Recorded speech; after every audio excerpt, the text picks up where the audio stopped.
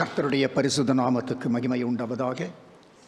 இயேசு கிறிஸ்துடைய நாமத்தில் சமாதானம் என்று சொல்லி உங்களை வாழ்த்துகிறேன். ஹல்லேலூயா, ஹல்லேலூயா, ஹல்லேலூயா. கர்த்தர் பெரியவர், கர்த்தர் சர்வ வல்லவர். அந்த தேவன் நம்மோடு கூட இருக்கிறார். ஹல்லேலூயா. கர்த்தர் நம்மோடு கூட இருக்கிறார். அவர் இம்மானுவேலர். ஹல்லேலூயா. நம்மை விட்டு விலகாதவர், நம்மை கைவிடாதவர். ஹல்லேலூயா. ஆமென், ஆமென், ஆமென். 3 நாட்கள் இந்த கூட்டம் நடத்தும்படியாக ஆவியானவர் ஏவதின்படி இந்த 3 நாள் வைத்திருக்கிறோம். வியாழன், வெள்ளி, சனி. இந்த 3 நாளுமே சிலுவையினுடைய தியானம்தான். இந்த சிலுவையினுடைய சத்தியங்களை, அதில் இருக்கிற ரகசியங்களை நாம் அறிந்து கொள்ளும்படியாக இந்த 3 நாள் நம்ம தியானிக்க போகிறோம். முதலாவது, இந்த நாளிலே இயேசு கிறிஸ்து சிலுவையிலே சிந்தின அவருடைய இரத்தத்தை குறித்து நம்ம தியானிக்க போகிறோம். நாளைய தினத்தில் இயேசு கிறிஸ்து பட்ட பாடுகள், அவருடைய சரீரம், அந்த சரீரத்தின் மூலமாய் வருகிற ஆசீர்வாதங்கள், இதை நம்ம தியானிக்க போகிறோம். சனிக்கிழமைக்கு சிலுவையிலே அந்த தேவன் வெற்றி சிறந்தார். அந்த வெற்றி அவருக்கு மாத்திரமல்ல, அவர் மாத்திரம் வெற்றி சிறக்கவில்லை, அந்த சிலுவையினாலே நாமும் அநேக காரியங்களிலே வெற்றி சிறக்க வேண்டும் என்று சனிக்கிழமைக்கு நம்ம பார்க்க போகிறோம். ஆவியானவர் ஏவுதலின்படி ஒரு காரியத்தை நான் சொல்லுகிறேன். இன்னும் அது கர்த்தருடைய சித்தமானால் ஜோதி செல்வகுமார் அவங்களையும் ஒத்துக்கொண்டார். அவர்கள் இது ஒத்துக்கொள்வார்கள் என்றால் சனிக்கிழமை இதை முடிக்கும் பொழுது ஒரு திருவிருந்தை ஆயத்தப்படுத்தலாம் என்று நினைக்கிறேன். ஆனால் அது எப்படி, இவங்க 2 பேரும் என்ன நினைக்கிறேன்? ஹல்லேலூயா, ஆமென், ஆமென், ஆமென். ஸ்தோத்திரம். முதலாவது காரியமாக இயேசு கிறிஸ்துனுடைய இரத்தம், அந்த இரத்தத்தை குறித்து இன்றைக்கு நாம் தியானிக்க போகிறோம். கர்த்தருடைய பரிசுத்தத்துக்கு ஸ்தோத்திரம். சரி, இந்த இயேசு கிறிஸ்துனுடைய இரத்தத்திலே என்ன ஆசீர்வாதங்கள் நமக்கு உண்டு? இந்த இரத்தத்தை குறித்து அப்படி வேதம் பேசுகிறதே. அப்போ இந்த இரத்தத்தின் மூலமாய் வருகிற வல்லமை என்ன? அந்த வல்லமைகளை நாம் எப்படி பெற்றுக்கொள்ள முடியும்? கர்த்தருடைய பரிசுத்தத்திற்கு ஸ்தோத்திரம். முதலாவது படிக்க போகிறோம். ஹல்லேலூயா. இந்த இயேசு கிறிஸ்துனுடைய இரத்தம் உடன்படிக்கையின் இரத்தம். கர்த்தருடைய பரிசுத்தத்திற்கு ஸ்தோத்திரம். நீங்கள் வேத வசனத்தை எடுத்து பார்த்தால் தெரியும். லூக்கா எழுதின சுவிசேஷம் 2வது அதிகாரம் 20வது வசனம். லூக்கா எழுதின சுவிசேஷம் 22வது அதிகாரம் 20வது வசனம்.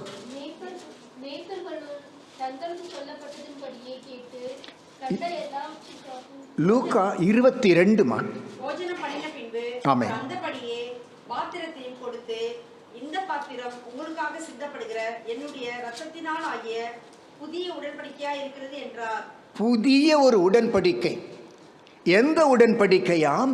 இரத்தத்தினால் ஒரு உடன்படிக்கையை இயேசு கிறிஸ்து நம்மோடு கூட செய்கிறார். உடன்படிக்கையினுடைய இரத்தம். ஆமென், ஆமென். அப்போ இந்த புதிய உடன்படிக்கை என்று சொன்னால் இன்னொரு உடன்படிக்கை இருக்கிறது. அது என்ன உடன்படிக்கை? பழைய உடன்படிக்கை. ஆமாம், அந்த பழைய உடன்படிக்கையும் இரத்தத்தினாலே தான் உருவாக்கப்பட்டது. புதிய உடன்படிக்கையும் இரத்தத்தினால் உருவாக்கப்படுகிறது.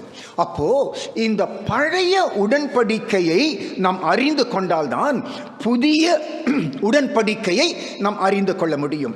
அப்போ இந்த பழைய உடன்படிக்கை என்ன? படிங்க, யாத்ராகமத்தினுடைய புத்தகம் 24வது அதிகாரம்.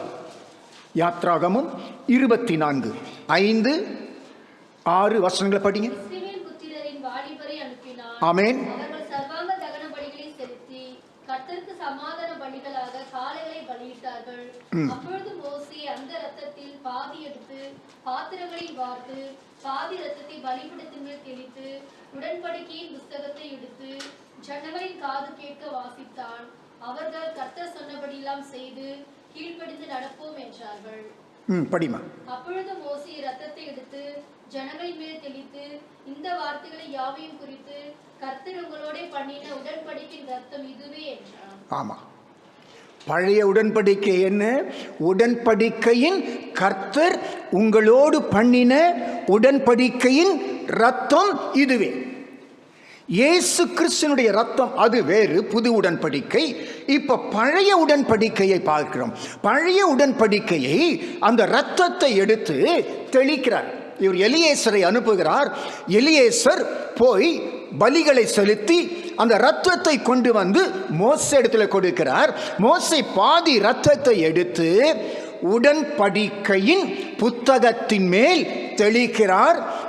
இன்னும் கொஞ்சம் எடுத்து ஜனங்களின் மேல் தெளிக்கிறார். அப்போ அந்த இடத்துல ஒரு உடன்படிக்கை நடக்கிறது. ஆமா, என்ன உடன்படிக்கைனா அந்த இடத்துல ஒரு உடன்படிக்கை இருக்கிறது.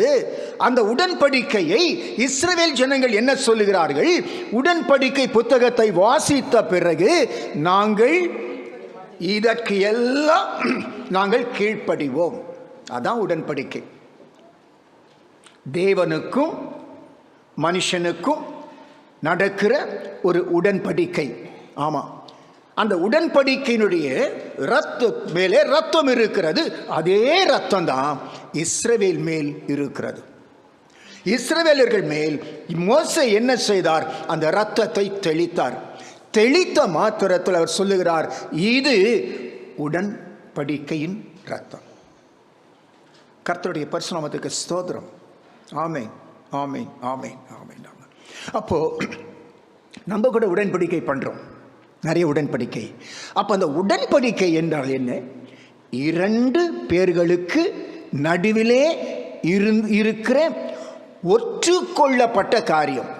உடன்படிக்கை என்பது இரண்டு பேருக்கும் நடுவிலே ஒத்துக்கொள்ளப்பட்ட காரியம். அது ஆமா, உடன்படிக்கையின் பேர்படி நான் உங்களை பாலும் தேனும் ஓடுகிற கானான் தேசத்துக்கு கொண்டு போவேன்.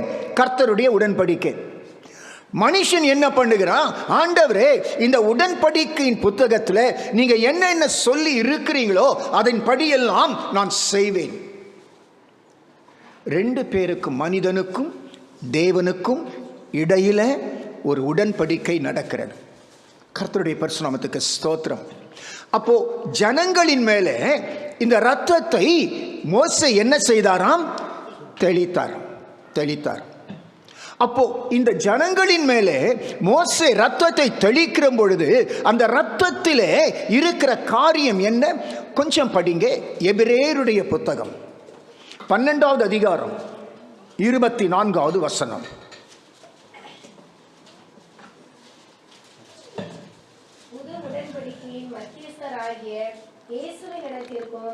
ஆபேலுடைய இரத்தம் பேசுவதை பார்க்கிறோம் நன்மையானவைகளை பேசுகிற இரத்தமாகிய தெளிக்கப்படும் இரத்தத்தினிடத்திற்கு வந்து சேர்ந்தீர்கள். ஆமென், ஆமென். இப்போ கர்த்தர் என்ன சொல்றாரு? நீங்க எங்கே வந்து சேர்ந்திருக்கிறீங்க?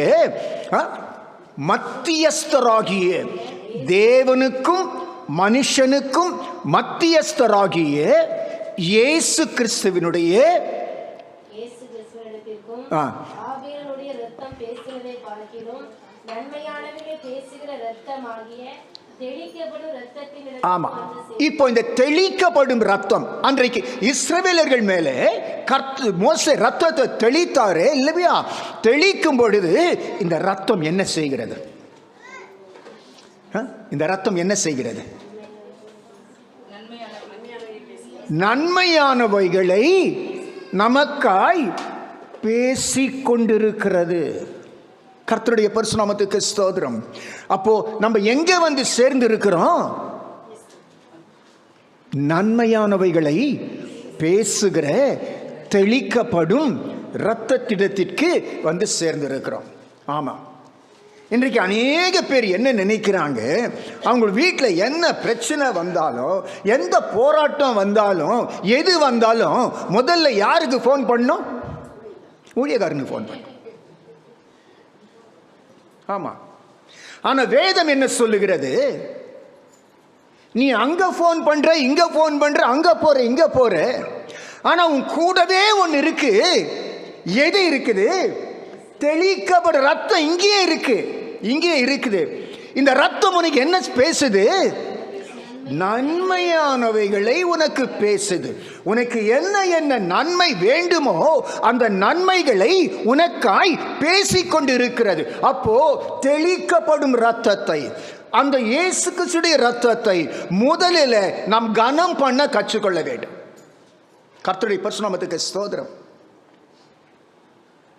ஆமா, தேவனுடைய பிள்ளையே எல்லாம் போய் ஊழியக்காரத்தில் போய் அவங்கள்ட்ட கண்ணீர் விட்டு ஒப்பாரி வச்சு, இப்படி சிஸ்டர், அப்படி பிரதர், இது நடக்குது பிரதர், நீங்க தான் எதனா பண்ணணும். யாரும் ஒன்றும் பண்ண முடியாது, யாரும் ஒன்றும் பண்ண முடியாது. ஏன்னா முதலில் இயேசு கிறிஸ்துடைய ரத்தம், தெளிக்கப்படும் ரத்தம், அதை கனம் பண்ண கற்றுக்கொள்ள வேண்டும். அவர் இயேசு கிறிஸ்து தான் ரத்தம் சிந்தினாரு. எந்த ஊழியக்காரன் நம்மளுக்கு ரத்தம் சிந்தினானா? யாரும் நம்மளுக்கு ரத்தம் சிந்தல. ரத்தம் சிந்தினவர் இயேசு கிறிஸ்து. எதற்காக அவர் சிந்தினார்? இந்த பிள்ளைக்கு விரோதமாய் பல காரியங்கள் வரும், போராட்டங்கள் வரும், உபத்திரங்கள் வரும், பலவிதமான சூழ்நிலைகள் வரும். ஆனால் இந்த பிள்ளை எல்லாவற்றிலும் ஜெயிக்க வேண்டும். இந்த பிள்ளை ஒரு தீமையிலும் சிக்கிக் கொள்ளப்படாது. என்றைக்கு இந்த பிள்ளை என்னை நம்பினதோ, இந்த பிள்ளைக்கு நான் நன்மை செய்து கொண்டே இருப்பேன். இயேசு கிறிஸ்து இந்த உலகத்தில் இருக்கும்பொழுது வேதம் சொல்லுகிறது, அவர் நன்மை செய்கிறவராய். அப்ப நம்ம நினைப்போம், ஆண்டவரே நான் மாத்திரம் அந்த காலத்தில் பிறந்திருந்தேன்னா எதனா பிரச்சனை நான் எங்க வந்திருப்பேன்? உங்ககிட்ட வந்திருப்பேன்ப்பா. நீங்க சுகம் கொடுத்துருப்பீங்க, நீங்க விடுதலை கொடுத்துருப்பீங்க, எல்லாம் பண்ணுவீங்க. ஆனால் கர்த்தர் சொல்றாரு, உன்னோடு கூட தான் இருக்கிறேன் நான். ஹல்லேலூயா. என்னுடைய ரத்தம் உன்னோடு கூட தான் இருக்குது. அந்த ரத்தம் உனக்கு நன்மையானவளை பேசிக்கொண்டு தான் இருக்கிறது. அப்போ அந்த ரத்தத்தை நம்ம என்ன செய்யணுமாம்? கனப்படுத்த வேண்டும், கனப்படுத்த வேண்டும். வேதம் சொல்லுகிறது, நமக்கு நன்மையானவைகளை பேசுகிற தெளிக்கப்படும் ரத்தம். கர்த்தருடைய பரிசுத்த நாமத்திற்கு ஸ்தோத்திரம். தெளிக்கப்படும் ரத்தம். அந்த ரத்தத்திடத்திற்கு நீங்கள் வந்து முடிஞ்சிச்சு, சேர போறோன்ட்டு இல்லை, வந்துட்டோம். இப்போ எங்க இருக்கிறோம்? ஆமா, அங்க வந்துட்டோம். அந்த ரத்தம் நம்மேலே தெளிக்கப்பட்டு இருக்கிறது, தெளிக்கப்பட்டு இருக்கிறது. கர்த்தருடைய பரிசுத்த நாமத்துக்கு மகிமை உண்டாவதாக. தேவனுடைய பிள்ளையே, சில நேரத்தில் பாருங்க, இந்த சானிடைசர் தெரியுமா உங்களுக்கு? கொரோனா டைம்ல ஆமா, கையை போட்டு கழுவுனாங்க. கழுவுனா என்ன ஆகுது? கிருமியெல்லாம் செத்து போகுது. சானிடைசர்ல கிருமி செத்து போகுது. ஆனால் இந்த இயேசு கிறிஸ்துடைய ரத்தம் உனக்கு என்ன தீமை வந்தாலும் அந்த தீமைகளை எல்லாம் அது அழித்து உனக்கு நன்மையை கொடுக்கின்ற ஒரு ரத்தம். அந்த ரத்தம் நம்மேலே தெளிக்கப்பட்டு இருக்கிறது. ஹல்லேலூயா. அந்த ரத்தத்திடத்திற்கு நாம் வந்து சேர்ந்திருக்கிறோம். கர்த்தருடைய பரிசுத்த நாமத்துக்கு மகிமை உண்டாவதாக. தேவனுடைய பிள்ளையே, நம்ம பார்க்கிறோம், முதலாவது உடன்படிக்கை, பழைய உடன்படிக்கை. பழைய உடன்படிக்கையில் ரத்தம் தெளிக்கப்படுகிறது. சரி, இரண்டாவது ஒரு காரியத்தை நாம் பார்க்கிறோம். ஆமென். படிங்க, எபிரேயருடைய புத்தகத்தில் 9வது அதிகாரம் 1வது வசனம். முதலாம் உடன்படிக்கையானது ஆராதனைக்கேற்ற முறைமைகளும் பூமிக்குரிய பரிசுத்த ஸ்தலமும் உடையதாய் இருந்தது. இப்போ முதலாவது ஒரு உடன்படிக்கை இருந்தது. அந்த உடன்படிக்கையின்படி மோசே அந்த ரத்தத்தை ஜனங்கள் மேல் தெளித்தார். அந்த உடன்படிக்கையின் ரத்தம் எப்படி இருந்ததாம்? ஆராதனைக்கு ஏற்ற முறைமைகளை, ஆராதனைக்கு ஏற்ற. அப்போ வேதம் இங்க என்ன சொல்லுது? நீ கண்டபடி ஆராதிக்க கூடாது. ஹல்லேலூயா. எப்படி ஆராதிக்க கூடாது? ஆமா, கண்டபடி நீ ஆராதிக்க கூடாது. ஆராதனையை முறைப்படுத்துகிறது தெளிக்கப்படும் ரத்தம். முதலாவது உடன்படிக்கை. ஆராதனை என்ன செய்து? முறைப்படுத்துகிறது. முறைப்படுத்தினா ஒழுங்குபடுத்துகிறது. ஒழுங்குபடுத்துகிறது. அப்போது நம்ம ஆராதிக்கும் பொழுது அந்த ஆராதனையில் என்ன வேணும்? ஒரு ஒழுக்கம் வேணும், ஒரு ஒழுக்கம் வேணும், ஒரு முறை வேணும். ஹல்லேலூயா. ஆமாம், முறை தவறி நடக்கக்கூடாது. ஏதாவது ஒன்று ஆராதிச்சுட்டு போகிறேன், வரக்கூடாது. அப்போ தேவன் என்ன செய்கிறார்? நீ பரிசுத்த ஸ்தலத்தில் இருக்கும்போது எப்படி இருக்கணும்? உன்னுடைய ஆராதனை எப்படி இருக்கணும்? நீ மகா பரிசுத்தத்துக்குள்ளே போகும்போது உன் ஆராதனை எப்படி இருக்கணும்? நீ வீட்டிலே இருக்கும்போது உன்னுடைய ஆராதனை எப்படி இருக்கணும்? ஓய்வு நாளிலே உன்னுடைய ஆராதனை எப்படி இருக்கணும்? பண்டிகை நாட்களிலே உன் ஆராதனை எப்படி இருக்கணும்? ஒரு ஆராதனைகளையும் கர்த்தர் முறைப்படுத்துகிறார். அந்த காலத்திலே கூடார பண்டிகை இல்லையா, விளக்கு பண்டிகை, நிறைய பண்டிகைகள் இருக்குது. அப்ப கர்த்தர் சொல்றாரு, எல்லாவற்றையும் முறைப்படுத்தி வைத்தார் ஆராதனையை. அப்போ இந்த தெளிக்கப்படும் ரத்தம் முதலாம் உடன்படிக்கை என்ன செய்து ஆராதனையை முறைப்படுத்துகிறார். 6 லட்சம் புருஷர்கள், ஸ்திரீகள், குழந்தைகள் ஆளாளுக்கு ஒரு மூலையில் போயிட்டு ஆராதனை பண்ணாங்களா? இல்லை, முறைப்படல. அந்த எக்கால சத்தம் வரும், எல்லோரும் வந்து கூடுவார்கள். எல்லோரும் கூடும் பொழுது கர்த்தர் மோசே சொன்னதை அவர் சொல்லுவார். அவர்கள் எல்லோரும் கை கூப்பி கேட்பார்கள், ஆமேன் என்று சொல்லுவார்கள், கர்த்தரை ஆராதிப்பார்கள். அது முறைப்படுத்தப்பட்டது. ஆமா, அப்போ ஆராதனை என்று எப்படி இருக்கணும்? அதுல ஒரு ஒழுக்கம் நமக்கு இருக்கணும். முதலாவது உடன்படிக்கை. அப்போ படிமாது எப்படியெனில் ஒரு கூடாரம் உண்டாக்கப்பட்டிருந்தது. அதில் முந்தின பாகத்தில் மேஜையும் தேவ சமூக தப்பங்களும் இருந்தன. அது பரிசுத்த ஸ்தலம் எனப்படும். கர்த்தர் சொல்றார் பாருங்க, முதல்ல ஒரு பரிசுத்த ஸ்தலம் இருக்குது. அந்த பரிசுத்த ஸ்தலத்துல என்ன இருக்குமா? ஒரு மேஜை இருக்கும், ஒரு குத்து விளக்கு இருக்கும், சமூக தப்பங்கள். இது எல்லாம் பரிசுத்த ஸ்தலம். இந்த ஸ்தலத்தில் யார் இருப்பாங்க? ஆசாரியர்கள் இருப்பாங்க. ஆமா, ஆசாரியர்கள் இருப்பாங்க. இந்த ஆசாரிகள் எல்லாருமே அடுத்த ஸ்தலத்துக்கு போக முடியாது, மகா பரிசுத்தல் போக முடியாது. அப்போ அந்த மகா பரிசுத்தல் போனா அதற்குரிய ஒரு பரிசுத்தம் வேணும். அதற்குரிய அதை வேதம் சொல்லுகிறது, பரிசுத்தமாயிருக்கிறவன். ஆமா, இப்ப நம்ம வெளிப்பிரகாரத்தில் இருக்கிறோமா, உட்பிரகாரத்தில் இருக்கிறோமா, பரிசுத்த ஸ்தலத்தில் இருக்கிறோமா, இல்ல மகா பரிசுத்த ஸ்தலத்தில் இருக்கிறோமா? எங்க இருக்கிறோம்? ஹல்லேலூயா. வெளிப்பிரகாரம் இருக்குது, உட்பிரகாரம் இருக்குது. சிலர் என்ன பண்ணுவாங்க, நம்ம சபைக்கு போறோம் இல்லையா, வெளிப்பிரகாரத்திலே நிற்பாங்க இல்லையா, உள்ள வரமாட்டாங்க. வெளியே இருந்துனே கேட்டுன்னு இருப்பாங்க, கையை கட்டின்னு. ஹல்லேலூயா, ஏதானு இருக்கும். கர்த்தருடைய பரிசுத்தத்துக்கு ஸ்தோத்திரம். சிலர் உள்ள போவாங்க, உள்ள போனாலும் என்ன பண்ணுவாங்க, எதையோ நினைச்சுன்னு இருப்பாங்க. ஒரு சிலர் என்ன பண்ணுவாங்க, அந்த தேவனுடைய குத்து விளக்கிலே இருந்து வருகிற வெளிச்சத்தை போல இயேசு கிறிஸ்துனுடைய ஒளியை காண்பார்கள். அந்த சமூகத்து அப்பங்களை போல அந்த தேவனுடைய பிரசங்கத்தில் இருக்கிற வார்த்தைகளை அவர்கள் எடுத்துக்கொள்வார்கள். ஆமா, இது ஒரு விதமான காரியம். அடுத்தது மகா பரிசுத்த ஸ்தலம். இப்போ தேவனுடைய பிள்ளையே, வேதம் என்ன சொல்லி பாருங்க, இன்னொரு காரியத்தை கடந்து போகிறோம். ஒரு ரத்தம் படிக்கலாமா? எபிரேயருடைய புத்தகம் கொஞ்சம், ஆமா, எண்ணாகமத்தினுடைய புத்தகம் 19வது அதிகாரம் 2வது வசனம். கர்த்தர் கற்பித்த நேம பிரமாணமாவது நியாய பிரமாணமாவது பழுதற்றதும் ஊனமில்லாததும் நுகத்தடிக்கு உட்படாததும் ஆகிய சிவப்பான ஒரு கிடாரியை உன்னிடத்தில் கொண்டு வரும்படி இஸ்ரவேல் புத்திரருக்கு சொல்லுங்கள். சொல்லுங்க, படிமா. அதை எலியாசர் என்னும் ஆசாரின் இடத்தில் ஒப்புக்கொடுங்கள். அவன் அதை பாளையத்துக்கு வெளியே கொண்டு போக கடவன். அங்கே அது அவனுக்கு முன்பாக கொல்லப்பட கடவது.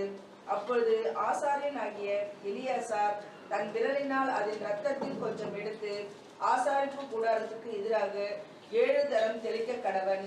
பின்பு கிடாரியை அவன் கண்களுக்கு முன்பாக ஒருவன் சுட்டெரிக்க வேண்டும். அதன் தோலும் அதன் மாம்சமும் அதன் இரத்தமும் அதன் சாணியும் சுட்டெரிக்கப்பட வேண்டும். அப்பொழுது ஆசாரியன் கேதுரு கட்டைகளையும் ஈசோப்பையும் சிவப்பு நூலையும் எடுத்து கிடாரி எரிக்கப்படுகிற நெருப்பின் நடுவிலே போட கடவன்.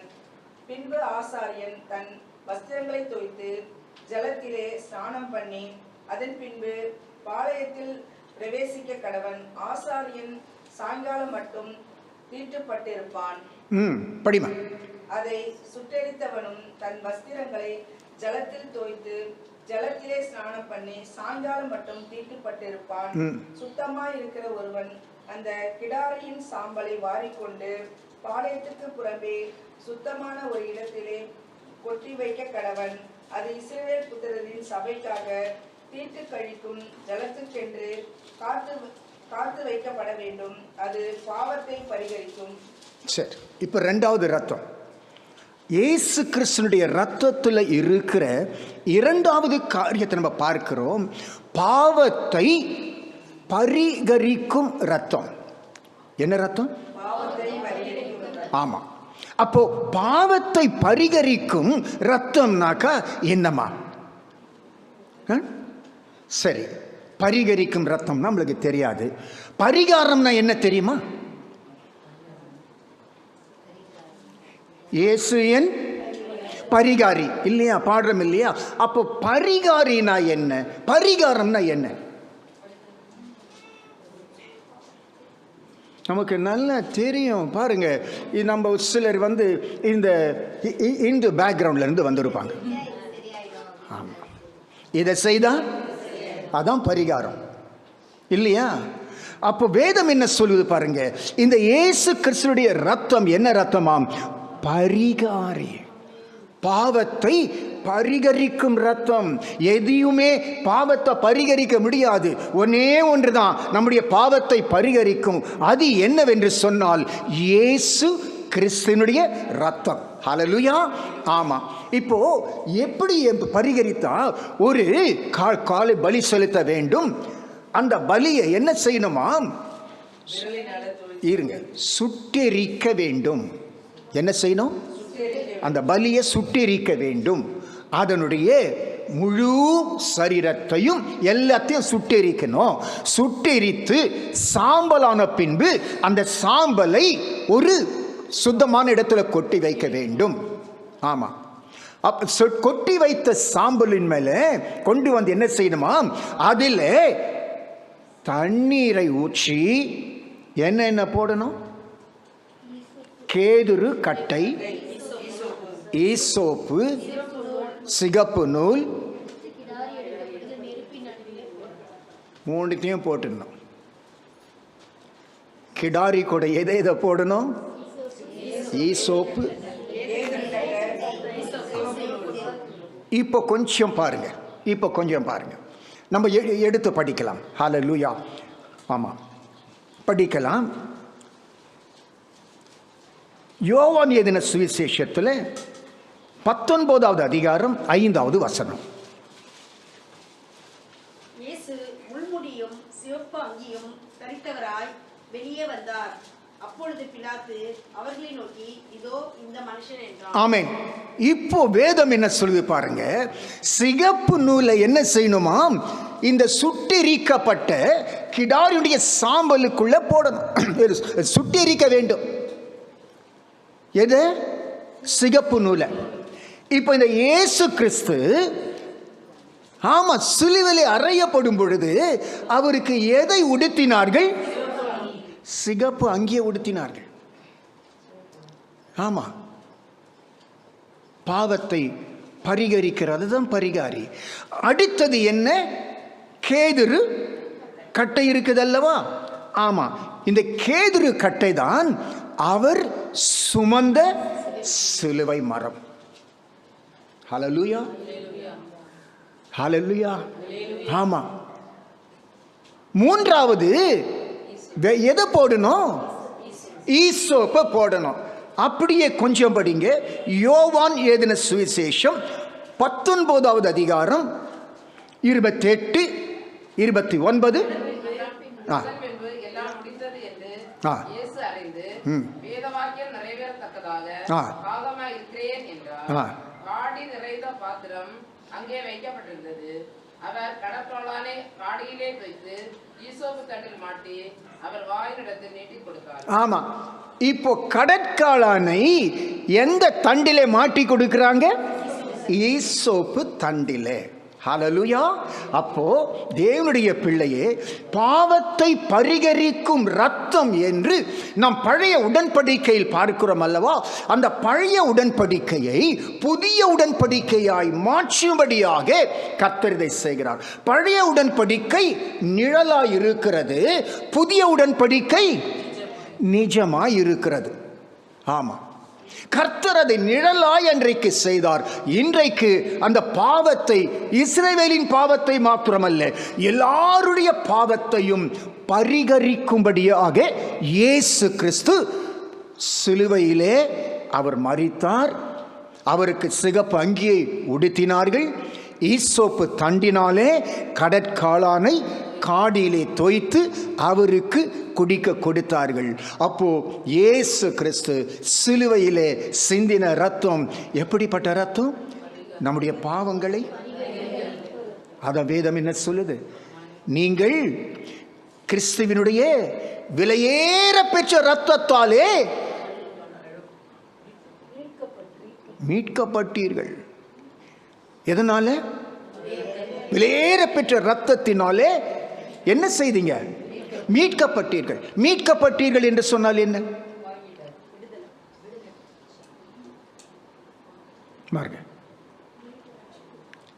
நல்ல செயின் எல்லாம் போட்டுன்னு இருக்கிறோம். ஆமா, மார்வடி கடையில் போயிட்டு வச்சுட்டீங்க. இப்போ யாருக்கிட்ட இருக்குது? அது யாருடைய நகை? உன் நகை யாருக்கிட்ட இருக்கு? மார்வடி கிட்ட இருந்து என்ன செய்யணும்? அதை மீட்க எடுக்கணும். அதுக்கு என்ன கொடுக்கணும்? பணம் கொடுக்கணும். அப்போ தேவனுடைய பிள்ளையே, மனுஷன் பாவம் செய்து தேவ மகிமையை இழந்துட்டான். அதை மீட்டு எடுக்கக்கூடியவர் யார்? இயேசு கிறிஸ்து. அப்ப எதை கொடுத்து மீட்டு எடுக்கணும்? அவருடைய ரத்தத்தை குறித்து தான் மீட்டு எடுக்கணும். ஏன் அவருடைய ரத்தத்தை குறித்து மீட்டு எடுக்கணும்? அந்த ரத்தம் எப்படிப்பட்ட ரத்தம்? அந்த ரத்தம் எப்படிப்பட்ட ரத்தம்? விலையேற பெற்ற ரத்தம். அப்போ ஏன் வேதம் விலையேற பெற்ற ரத்தம்னு சொல்லுது? ஏன் எது சொல்லுது? ஆமா, இப்ப பாருங்க, இப்ப மீட்க போறீங்க. அதை நீங்க ஒரு அளவுக்கு வச்சிருப்பீங்க, பணத்தை எடுத்துன்னு போறீங்க. அங்க என்ன சொல்லுவான்? என்னம்மா இந்த பணம் பத்தாது, வட்டி அதிகமாகி போச்சு, இதெல்லாம் பத்தாது. அப்ப என்ன செய்யணும்? நம்ம இன்னும் பணத்தை கொடுக்கணும், இன்னும் வீட்டுக்கு போனோம், இன்னும் பண்ணணும். ஆனா இயேசு கிறிஸ்துடைய ரத்தம் எப்படிப்பட்ட ரத்தம்? அவன் சொல்ல முடியாது, பிசாசு இது கொஞ்சமா இருக்குது. இவ்வளோ பெரிய பாவம், இத்தனை பேருடைய பாவம், இதை கொடுத்தா போதுமா? போதாது அவன் சொல்ல முடியாது. ஏன் முடியாது? அந்த ரத்தம் எப்படிப்பட்ட ரத்தம்? விலையேற பெற்ற ரத்தம். விலையே கிடையாது, அதுக்கு விலையே கிடையாது. அந்த விலையேற பெற்ற ரத்தம் கொடுத்து நம்ம என்ன செய்தாராம்? மீட்டெடுத்துட்டார். கர்த்தருடைய பரிசுத்தத்திற்கு ஸ்தோத்திரம். வேதம் சொல்லி பாருங்க, நம்முடைய பரிகாரி இயேசு கிறிஸ்து என் பரிகாரி. அவர் தான் பரிகாரி. அந்த ரத்தம் நம்ம என்ன செய்திருக்கிறது? மீட்டெடுத்து இருக்கிறது. பாவத்தில் இருந்து, சாபத்தில் இருந்து, பிசாசினுடைய சிறை இருப்பில் இருந்து நம்மை மீட்டெடுத்தாச்சு. இப்ப நம்மெல்லாம் யாரு? ஆமா, மீட்கப்பட்டவர்கள். நம்மெல்லாம் மீட்கப்பட்டவர்கள். மீட்கப்பட்டவர்கள் மீட்கப்பட்டவர்கள்னா மீட்டு எடுத்துட்டீங்க நகையை, இது மேலே மார்வாடிக்கு உங்களுக்கு மேலே அதுக்கு மேலே அதிகாரங்குதா? இல்லை. அதே போல தான் நம்ம மீட்கப்பட்டவர்கள். பிசாசுக்கு நம்ம மேலே என்ன இல்லை? அதிகாரம் இல்லை. பிசாசு உரிமை கொண்டாட முடியாது. ஹல்லேலூயா. ஆமாம், அதோட அந்த கனெக்ஷன் முடிஞ்சு போச்சு. என்னைக்கு ரத்தத்தை அவர் சிந்திட்டாரோ, என்றைக்கு அந்த ரத்தத்தில் மீட்டு எடுத்துட்டாரோ, அதோடு நமக்கும் பிசாசுக்கும் இருந்த கனெக்ஷன் என்ன ஆச்சு? முடிஞ்சு போச்சு, அவ்வளோதான். இந்த சாப்டரே முடிஞ்சு போச்சு. இப்போ நம்ம எப்படி இருக்கிறோம்? மீட்கப்பட்டவர்களாக இருக்கிறோம். ஹல்லேலூயா. அப்போ மீட்கப்பட்டவர்கள் எப்படி இருக்கணும்? மீட்கப்பட்டவர்கள் எப்படி இருக்கணும்னா, மீட்கப்பட்டவர்கள் ஆனந்த களிப்புடன் பாடி சீயோனுக்கு திரும்புவார்கள், சஞ்சலமும் தவிப்பும் ஓடி போகும், நித்திய மகிழ்ச்சியோர் தலைமையில் இருக்கும். அப்போ மீட்கப்பட்ட பிள்ளைகள் முதலில் என்ன செய்யணும்? மீட்கப்பட்டவர்கள் முதலில் ஆனந்த களிப்பாய் பாடணும். ஹல்லேலூயா. ஆண்டவரே, எனக்கு வீடு கொடுக்கல, எனக்கு பணம் கொடுக்கல, எனக்கு வேலை இல்லை, எனக்கு அது இல்லை, புலம்பிக் கொண்டு இருக்கக்கூடாது. ஹல்லேலூயா. புலம்பிக் கொண்டு இருக்கக்கூடாது. கர்த்தர் மீட்டு எடுத்து விட்டார். மீட்டு எடுத்தவுடனே அந்த மீட்பினாலே நம்ம முதல்ல எப்படி இருக்கணும்? ஆனந்தப்படணும். இப்போ நம்மெல்லாம் மீட்டெடுக்கப்பட்டது தானே. நம்மளுக்கு விடுதலை வந்துடுச்சு இல்லையா? ஒரு பூமியில இருந்து விடுதலை வந்துட்டாலே, பூமியிலே நமக்கு விடுதலை கிடைச்சிட்டாலே மனுஷன் என்ன சொல்றான்? ஆடுவோமே ஆனந்த. உலகத்தில் இருந்த பூமியில இருக்கிற விடுதலை கொடுத்தாலே ஆடுன்றான், பாடுன்றான். ஆனா நம்ம என்ன செய்ய இருக்கிறோம்? இன்னும் புலம்பிக் கொண்டு இருக்கிறோம். ஹல்லேலூயா. இது இல்லை, அது இல்லை, அந்த கஷ்டம், இந்த கஷ்டம். கர்த்தருடைய பரிசுத்தத்துக்கு ஸ்தோத்திரம். முதலில் கர்த்தர் நமக்கு மீட்பை கொடுத்தார் அல்லவா, அதை குறித்து நாம் சந்தோஷமா இருக்கணும். அதை குறித்து அவரை நன்றியோடு துதித்து பாடிக்கொண்டிருக்க வேண்டும். ஹல்லேலூயா. கர்த்தருடைய பரிசுத்தத்துக்கு மகிமை உண்டாவதாக. ஆமென். ஹல்லேலூயா. ஆமா, நீ ஆனந்த களிப்புடன் பாடினால்தான் சஞ்சலமும் தவிப்பு ஓடி போடும். அது பாடலைன்னா என்ன ஆகும்? அது அங்கேயே தான் இருக்கும், அங்கேயே தான் இருக்கும். ஹல்லேலூயா. அந்த சஞ்சலம் சொல்லும், தவிப்பு சொல்லும், ஆமாம் இந்த பிள்ளையை மீட்டு எடுத்துட்டாரு, இப்போ என்கிட்ட இல்லை. ஆமாம், ஆனால் என்னை விரட்டுறதுக்கு ஒன்று தான் இருக்குது. அது என்னன்னே அதுக்கு தெரியல. ஹல்லேலூயா. அது என்னது? அது தெரியல. இது பாட்டு பாடுனா நான் என்ன செய்வேன்? ஓடி போயிடுவேன். ஆனா இது என்ன செய்ய மாட்டுது? பாட மாட்டுது. அழுதுன்னு இருக்குது, அழுதுன்னு உட்கார்ந்துன்னு இருக்குது. நானும் இது கூடவே உட்கார்ந்துன்னு இருப்பேன். ஹல்லேலூயா. வேதம் சொல்லுகிறது, மீட்கப்பட்டவர்கள் எப்படி பாடுவாங்களா? ஆனந்த களிப்பு. ஹல்லேலூயா. ஆனந்த களிப்புடன் பாடுவார்கள். தேவனுடைய பிள்ளையே, ஆனந்த களிப்புடன் பாடணும். பாடிட்டு என்ன செய்யணும்? சீயோன் பக்கம் திரும்பணும். சீயோன் பக்கம் என்ன செய்யணும்? திரும்பணும். நம்ம எந்த பக்கம் இருக்கிறோம்? உலகத்தின் பக்கம் இருக்கிறோம். நம்ம எதை பார்த்து கொண்டு இருக்கிறோம்? உலகத்தை பார்த்து கொண்டு, அப்படியே பார்த்து கொண்டு இருக்கிறோம். வேதம் என்ன சொல்லி பாருங்களேன், மேலானவைகளை நாடுங்கள், பூமியில் உள்ளவைகளை அல்ல. எதை நாடணுமா? மேலானதை நாடணும். மேலானது என்ன?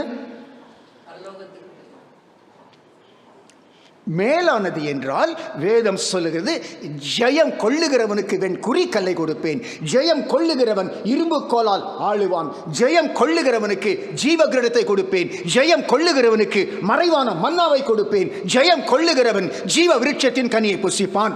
மேலே என்னென்ன இருக்கு? மேலே என்ன இருக்கு? ஆமா, ஜீவ விருட்சத்தின் கனி இருக்குது, ஜீவ கிரீடம் இருக்குது, வெண் குறிக்கல் இருக்குது, ஆளுகை இருக்குது, எல்லாம் இருக்குது. நம்ம எதை பார்க்கிறோம்? இதையே நம்ம பார்த்துன்னு இருக்கிறோம்.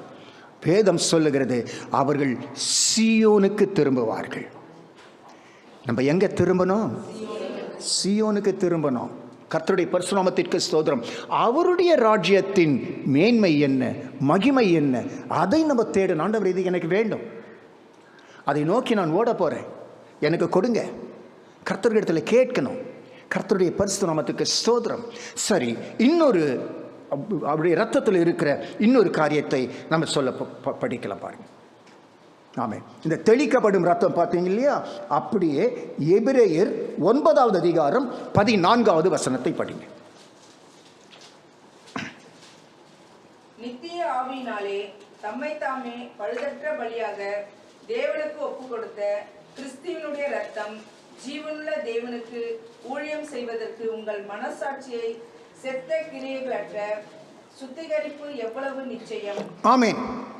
இப்ப கர்த்தர் சொல்றாரு பாருங்க, இந்த இயேசு கிறிஸ்துனுடைய ரத்தம் இருக்கிறதே, அந்த ரத்தம் தான் நம்முடைய மனசாட்சியில் இருக்கிற செத்த கிரியைகளுக்கு நம்மை விலக்குதான். அந்த செத்த கிரியை போனாதான் நீ ஊழியம் செய்ய முடியும். ஹல்லேலூயா.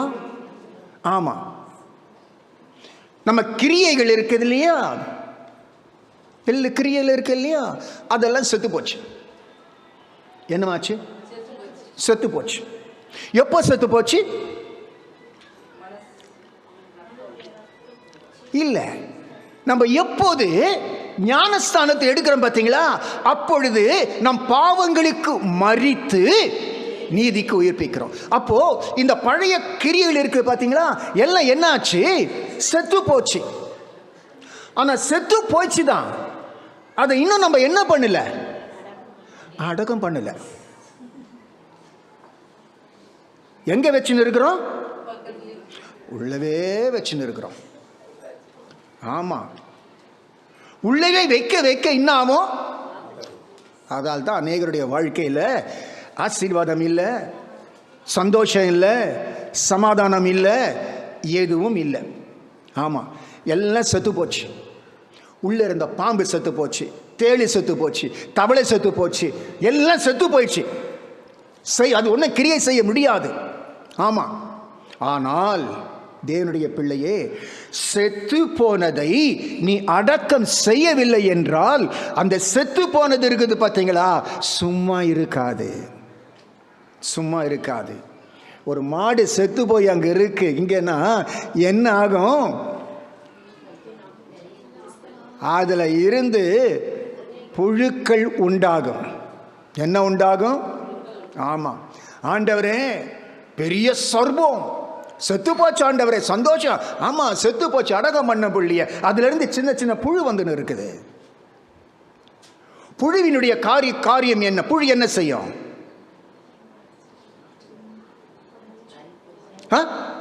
ஆமா, அரிக்கும். எவ்வளவு பெரிய மாடு இருந்தாலும் ஆடு இருந்தாலும் அப்படியே அரிச்சு அரிச்சு அரிச்சு அரிச்சு அரிச்சு சாப்பிடும். அந்த புழுக்கள் உன் வாழ்க்கையின் சமாதானத்தை அரித்து கொண்டிருக்கும். அந்த புழுக்கள் உன்னுடைய வாழ்க்கையின் சந்தோஷத்தை அரிக்கும். அந்த புழுக்கள் உன் வாழ்க்கையினுடைய ஆசீர்வாதத்தை, நன்மைகளை அரித்து கொண்டே இருக்கும், அரித்து கொண்டே இருக்கும். தேவனுடைய பிள்ளையே, ஏன் தெரியுமா? கர்த்தர் கொன்றதை நீ அடக்கம் பண்ணவில்லை. வேதம் சொல்லுகிறது, நாம் பாவத்திற்கென்று மரித்து நீதிக்கு எழுந்திருக்கிறோம், கிறிஸ்துவிடனே கூட மரித்து அவரோடு கூட அடக்கம் பண்ணப்பட்டு இருக்கிறோம். என்ன செய்யணும்? அடக்கம் பண்றதுன்னா என்ன? அடக்கிறது. ஆமேன். என்ன அடக்கம்? அங்கிருந்து வரக்கூடாது. நீ இனிமேல் அங்கதான் இருக்கணும். எங்க இருக்கணும்? கல்றே தான் இருக்கணும், வீட்டுக்கு வரக்கூடாது. எங்க இருக்கணும்? கல்றே தான் உன் இடம். இனி என் வீட்டுக்குள் அதிகாரம் கிடையாது உனக்கு. உன்னை அடக்கம் பண்ணிட்டேன். ஆமேன். மரித்து கொஞ்சம் இருந்த 24 மணி நேரம் இருந்த வீட்டில் அதுக்கு மேலே உன்னை வச்சுன்னு இருக்க முடியாது. என்ன செய்யணும்?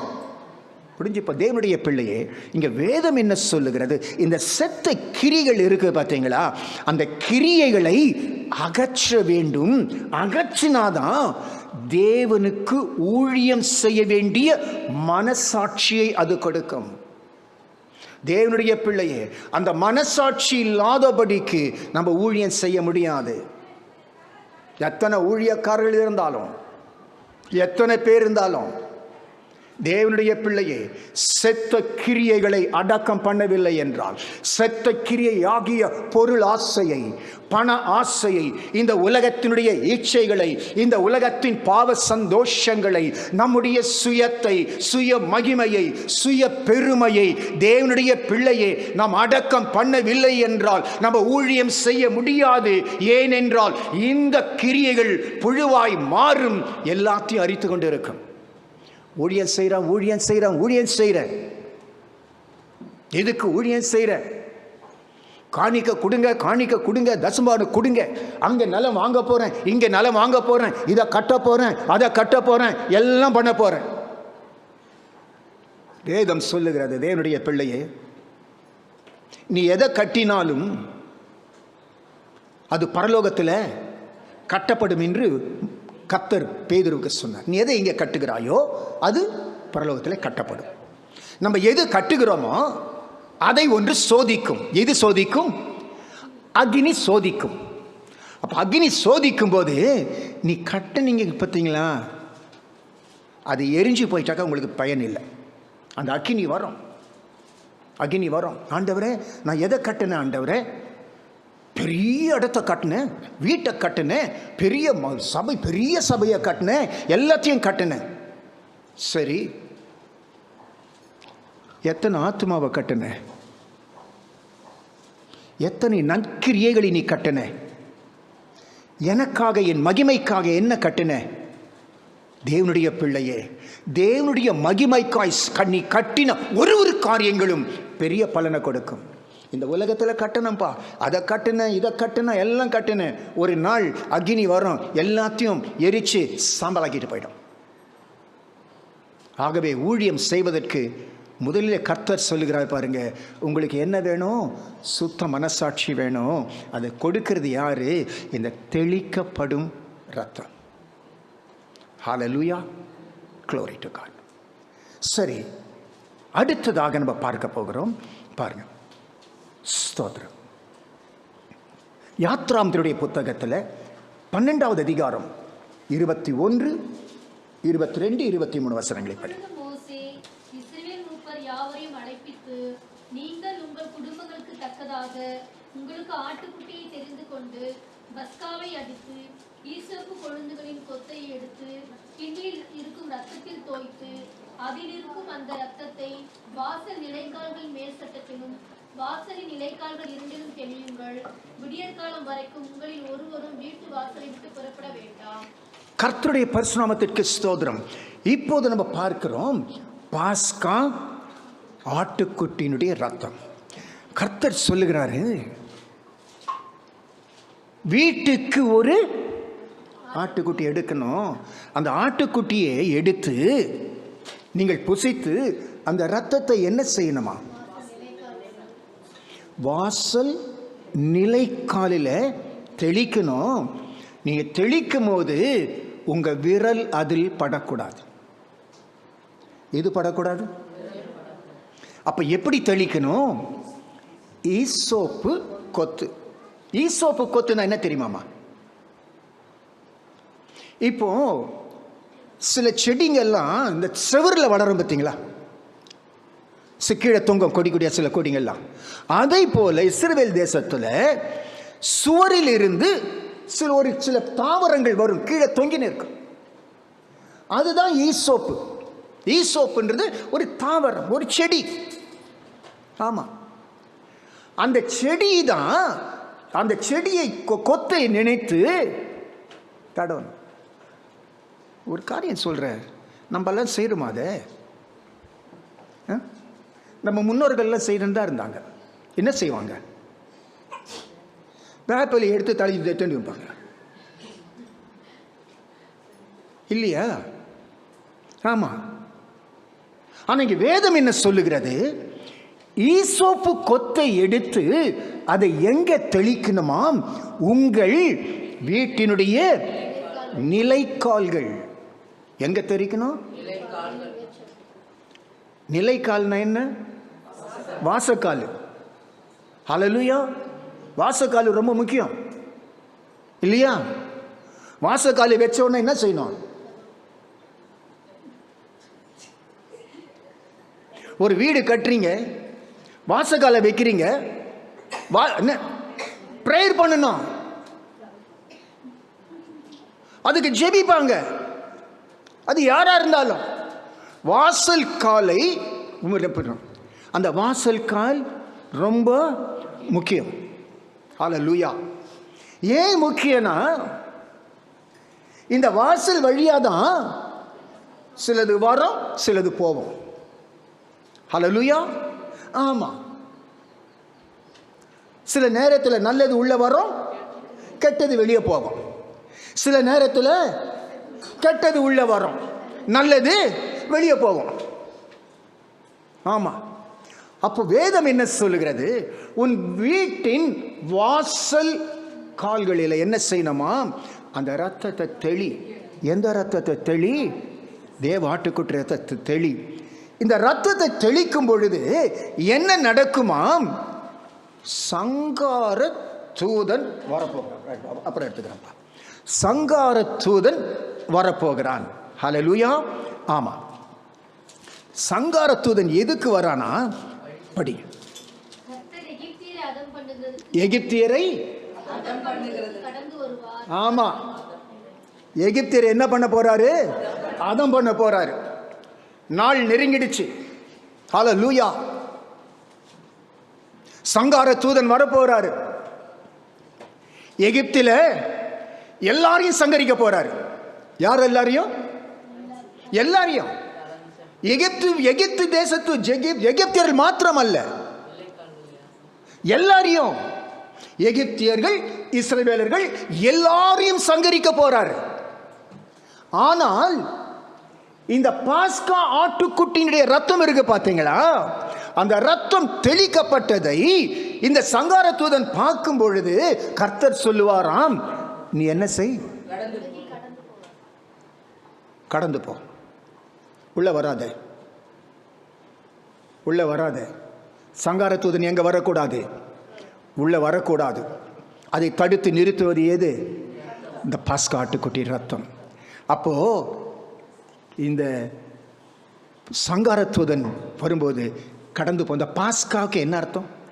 பாஸ்கா ஆட்டுக்குட்டி என்னம்மா?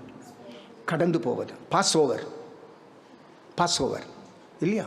கடந்து போவது.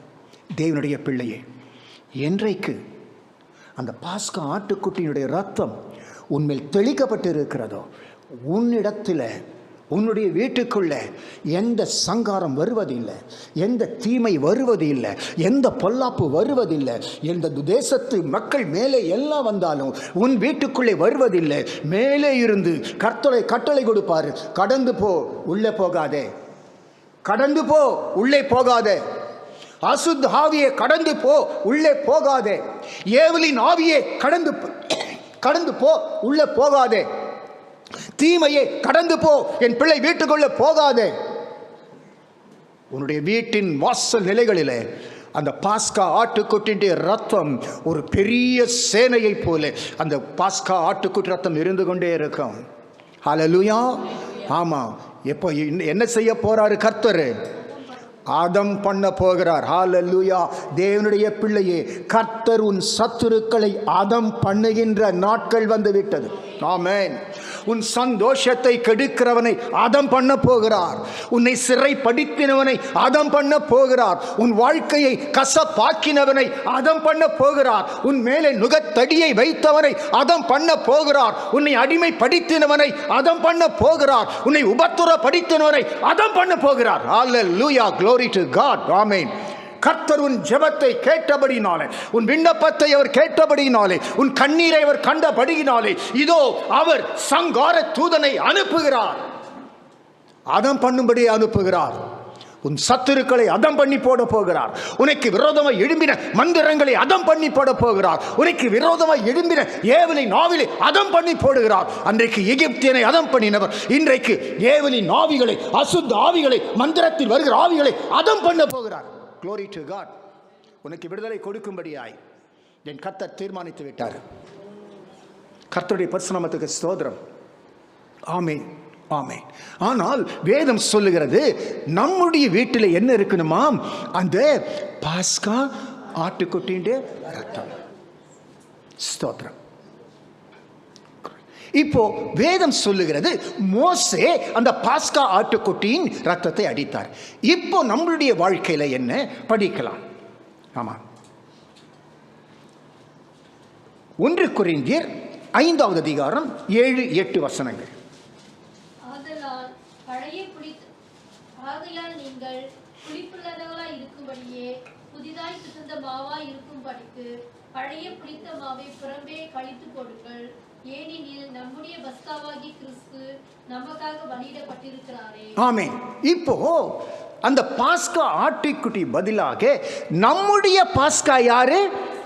கிறிஸ்து. ஸ்தோத்திரம். அந்த ஆட்டுக்குட்டி ரத்தத்துக்கு அவ்வளோ ஒரு வல்லமை இருக்குன்னா நம்ம மேலே தெளிக்கப்பட்டது எப்படி? யாருடைய ரத்தம்? கிறிஸ்துவனுடைய ரத்தம். நம்முடைய பாஸ்கா கிறிஸ்துவனுடைய ரத்தம். அதனால நீங்க எப்படி இருக்கணுமா? அன்றைக்கு கர்த்தர் பாஸ்கா ஆட்டுக்குட்டி அடிக்கும் போது சொன்னார், புளிப்புள்ளது உங்கள் வீட்டிலே இருக்கக்கூடாது, புளித்தமாகும். ஆமா, இப்போ நம்ம மேலே ரத்தம் தெளிக்கப்பட்டு இருக்கிறது. அந்த ரத்தம் கிரியை செய்ய வேண்டும் என்றால் நம்மிடத்திலே என்ன இருக்கக்கூடாது? புளிப்புள்ளதுக்கு என்னமா அர்த்தம்? இயேசு கிறிஸ்து சொல்லுகிறார், பரிசேயருடைய புளித்த மாவை குறித்து நீங்கள் எச்சரிக்கையாயிருங்கள். இல்லையா?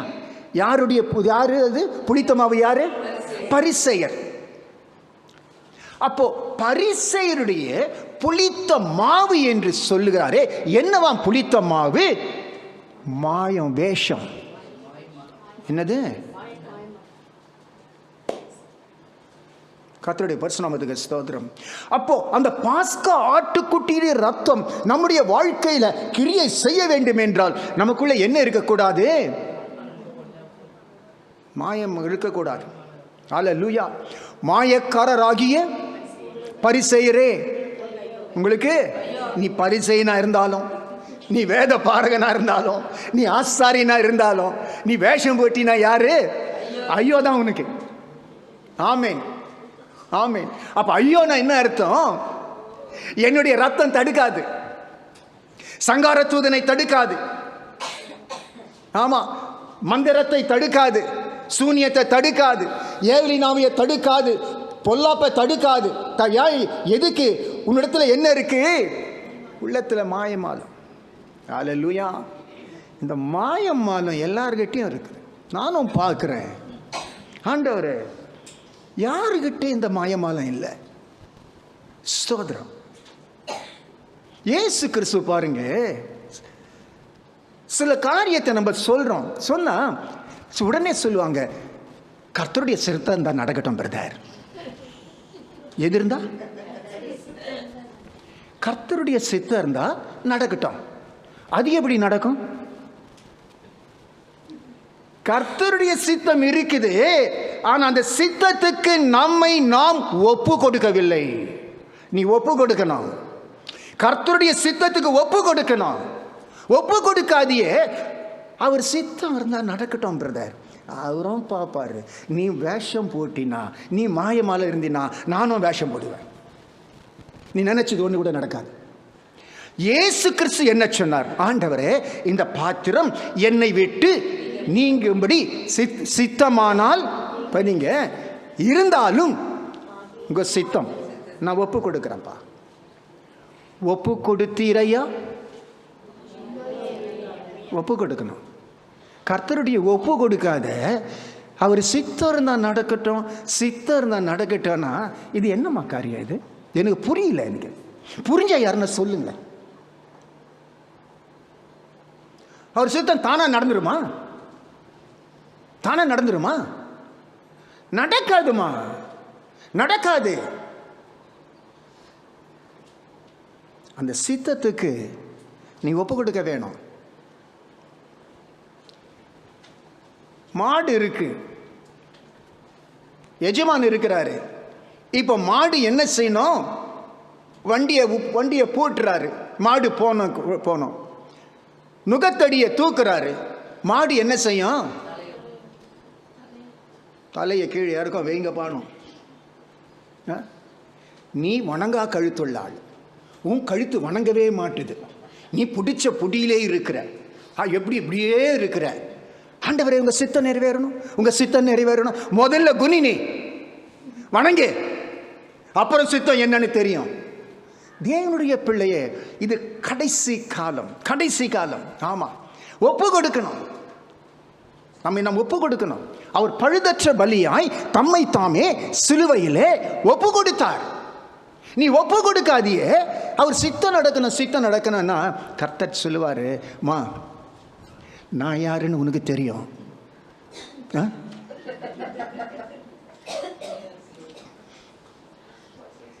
இந்த டைலாக் எல்லாம் வேணாமா? உங்கள் மனசில் இருக்கிறது என்னன்னு எனக்கு தெரியும். வேதம் என்ன சொல்லுகிறது? பரிசேயருடைய புளித்த மாவை குறித்து எச்சரிக்கையாயிருங்கள். எச்சரிக்கை. அந்த மாயமாலம் இருக்க, மாயமான தாழ்மை அது இருக்கக்கூடாது. தேவனுடைய பிள்ளை, அது இருக்கக்கூடாது. ஹல்லேலூயா. ஆமாம், கர்த்தர் நம்மை நேசிக்கிறார். நம்ம எப்படி இருந்தாலும் கர்த்தர் நம்மை நேசிக்கிறார். ஆமாம். ஆனால் அவருக்கு எப்படியா இருக்கணும்? உண்மையாக இருக்கணும். அவருக்கு உண்மையாக இருக்கணும். அவர் நம்முடைய பாஸ்கா ஆட்டுக்குட்டி. ஹல்லேலூயா. படிங்க மாதிரி திரும்பிய படிங்க. நம்முடைய பாஸ்கா. ஆகையால் நீங்கள் படி 5வது அதிகாரத்தில் 7, 8 திருப்பிய படி. நீங்கள் புளிப்பில்லாதவர்களாய் இருக்கும்படியே புதிதாய் பிறந்த மாவாய் இருக்கும்படிக்கு பழைய புளித்த மாவை புறம்பே கழித்து போடுங்கள். ஏனெனில் நம்முடைய பஸ்காவாகிய கிறிஸ்து நமக்காக பலியிடப்பட்டிருக்கிறாரே. ஆமா, இப்போ கர்த்தர் என்ன சொல்றாரு? பழைய புளித்த மாவை எடுத்து என்ன செய்ய? வெளியே போடு. வெளியே போட்டாதான் புதிய மாவு உள்ள வரும். நீ புதிய மாவு கொடுங்கப்பானா கர்த்தர் கொடுக்க மாட்டார். முதல்ல என்ன செய்யணும்? பழைய மாவை தூக்கி வெளியே போடு. பழைய மாவை வச்சுன்னு இருந்துன்னா நான் புதிய மாவு கொடுத்தாலும் அது வேஸ்ட் இல்லையா? ஒரு பாத்திரத்தில் பழைய மாவு வச்சுன்னு இருக்கீங்கம்மா, அந்த பாத்திரத்தை கழுவே இல்லை, அது இருக்குது. புதிய மாவு ஊற்றுனா என்ன ஆகும்? அதுவும் புளிச்சிடும். அவனுக்கு கொடுக்குறதே வேஸ்ட்டு தான். அப்போ என்ன செய்யணும்? தேவனுடைய பிள்ளையே, பழைய மாவை நீ வெளியே தூக்கி போடு. ஏன்னா பாஸ்கா, நம்முடைய புதிய உடன்படிக்கையின் பாஸ்கா உனக்கு புதிய காரியங்களை செய்ய விரும்புகிறார். புதிய கிருபையை கொடுக்க விரும்புகிறார். புதிய பலனை கொடுக்க விரும்புகிறார். புதிய வழியை திறக்க விரும்புகிறார். ஆனால் இது எல்லாவற்றிற்கும் எது தடையாக இருக்கிறது? பழைய மாவு தடையாக இருக்கு. அதை முதல்ல தூக்கி போடு வெளியே. நம்முடைய பாஸ்கா நமக்காய் பலியிடப்பட்டிருக்கிறார். ஹல்லேலூயா. சரி, படிக்கலாம். ஆமென். சரி, இன்னொரு காரியத்தை நம்ம படிக்க போகிற ரத்தம். எபேசியருடைய புத்தகம் 2வது அதிகாரம் 12, 13, 14 வசனங்கள். அக்காலத்திலே கிறிஸ்துவை சேராதவர்களும் இஸ்ரவேலுடைய காணியாட்சிக்கு புறம்பானவர்களும் வாக்குத்தத்தத்தின் உடன்படிக்கைகளுக்கு அந்நியரும் நம்பிக்கை இல்லாதவர்களும் இவ்வுலகத்தில் தேவனற்றவர்களுமாய் இருந்தீர்கள் என்று நினைத்துக் கொள்ளுங்கள். முன்னே தூரமாய் இருந்த நீங்கள் இப்பொழுது கிறிஸ்து இயேசுவுக்குள் கிறிஸ்துவின் இரத்தத்தினாலே சமீபமானீர்கள். எப்படி எனில் அவரே நம்முடைய சமாதானக்காரராகி இருதிறத்தாரையும் ஒன்றாக்கி பகையாக நின்ற பிரிவினையாகிய நடுசுவரை தகர்த்து சட்டதிட்டங்களாகிய நியாயப்பிரமாணத்தை தம்முடைய மாம்சத்தினாலே ஒழித்து இருதிறத்தாரையும் தமக்குள்ளாக ஒரே புதிய மனுஷனாக சிருஷ்டித்து இப்படி சமாதானம் பண்ணி.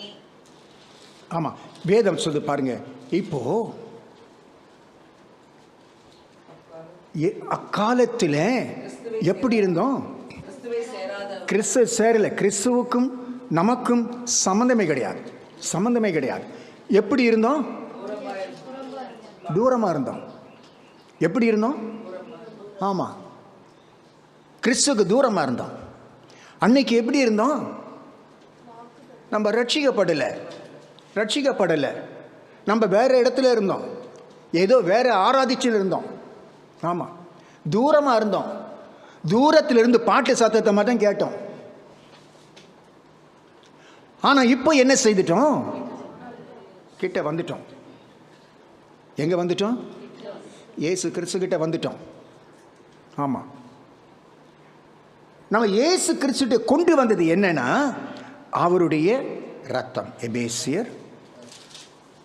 எபேசியர் தானம்மா? 2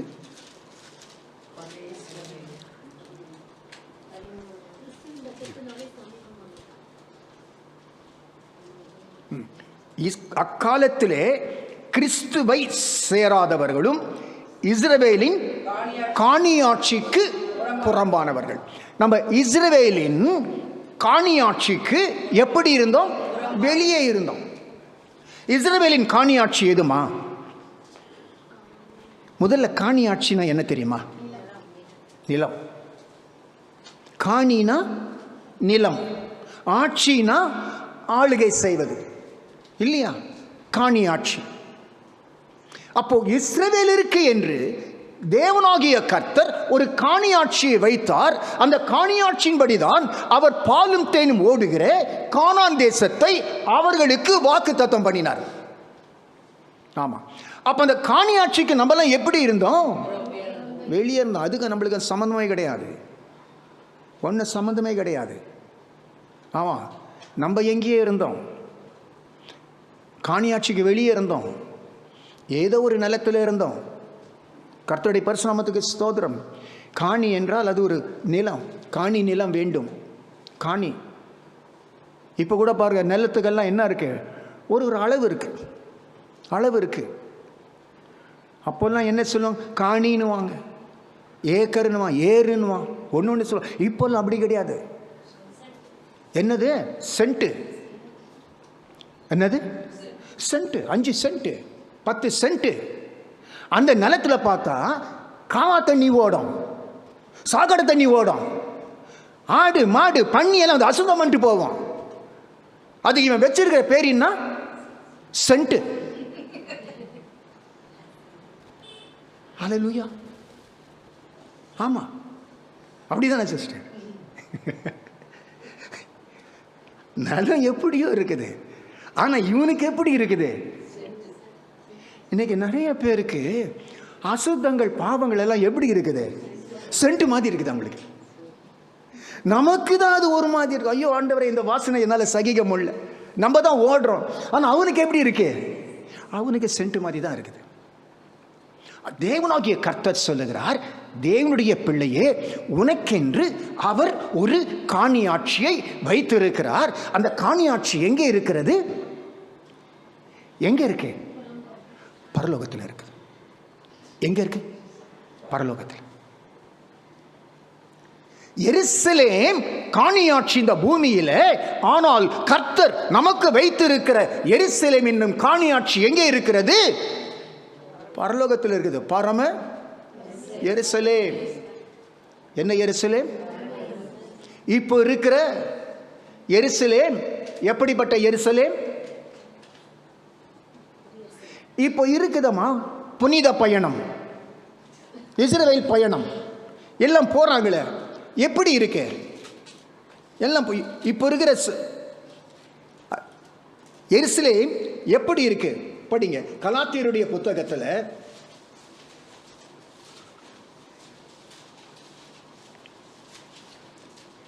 4வது அதிகாரம் 25வது வசனம். ஆகார் என்பது எபிரேய தேசத்தில் உள்ள அரபி தேசத்தில் உள்ள சீனாய் மலை. அந்த ஆகார் இப்பொழுது இருக்கிற எருசலேமுக்கு சரி, இவள் தன் பிள்ளைகளோடு கூட அடிமைப்பட்டிருக்கிறாளே. ஆமா, இப்போ இருக்கிற எருசலேம் எப்படிப்பட்ட எருசலேம்? அடிமைப்பட்ட எருசலேம். வேதம் சொல்லுது, அப்போஸ்தலர் எழுதுறாரு. ஆமா,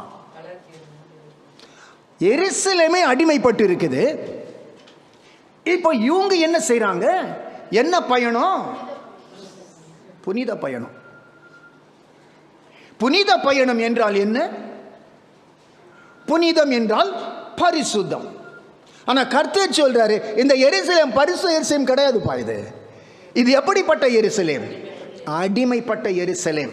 இந்த அடிமைப்பட்ட எருசலேமுக்கு சொல்றாங்க, நீங்க போயிட்டு வந்து பாருங்க பிரதர், ஒரு முறை போயிட்டு வந்து பாருங்க, என்னன்னா நடக்குது பாருங்க. ஒன்றும் நடக்காது. ஹல்லேலூயா. எருசலேமுக்கு போய் மண் எடுத்துன்னு வராங்க, ஒரு கிளையை உடைச்சின்னு வராங்க, அங்க இருக்கிற சில துணியை எடுத்துன்னு வராங்க. எது? கர்ச்சீஃப். கர்ச்சீஃப் எதுக்குங்க? முகமும் தொடைக்கலாம்.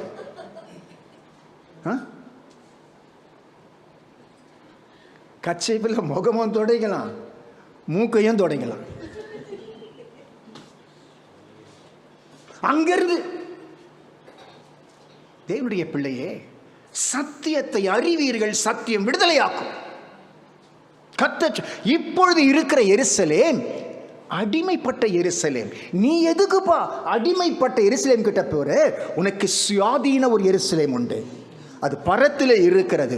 அந்த எருசலேம் நித்திய எருசலேம். அந்த எருசலேம் ராஜாவினுடைய சிங்காசனம் இருக்கிற எருசலேம்.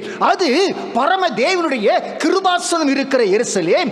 தேவன் வாசம் செய்கிற எருசலேம். அங்க போ புனித பயணத்துக்கு. இங்க போயிட்டு வராது, இங்க போயிட்டு வராது. கர்த்தருடைய பரிசுத்தத்துக்கு ஸ்தோத்திரம். நம்பாதீங்க, ஹோலி டூர். ஹல்லேலூயா. ஹோலி டூர். டூர்னா என்ன? டூர், சுற்றுலா. ஆமா, சுற்றுலானா என்ன? சுத்தி சுத்தி உலாவரத்தான் சுற்றுலா. சுத்தி சுத்தி அதுல எல்லாம் ஒன்றும் இல்லை. தேவனுடைய பிள்ளையே, வேதம் சொல்லுகிறத நம்ம கவனிக்கணும். வேதம் இங்கே என்ன சொல்லுகிறது? ஹல்லேலூயா. பாருங்க, காணியாட்சிக்கு உள்ளே இப்ப நம்ம இருக்கிறோம். எங்க இருக்கிறோம்? உள்ள வந்துட்டோம். யாரால? ஆமா. இந்த காணியாட்சி எப்படிப்பட்ட காணியாட்சி இல்லையா? வந்துட்டோம் இல்லையா? எப்படிப்பட்ட காணியாட்சி படிக்கலாம். எபிரேயருடைய புத்தகத்தில் 12வது அதிகாரம்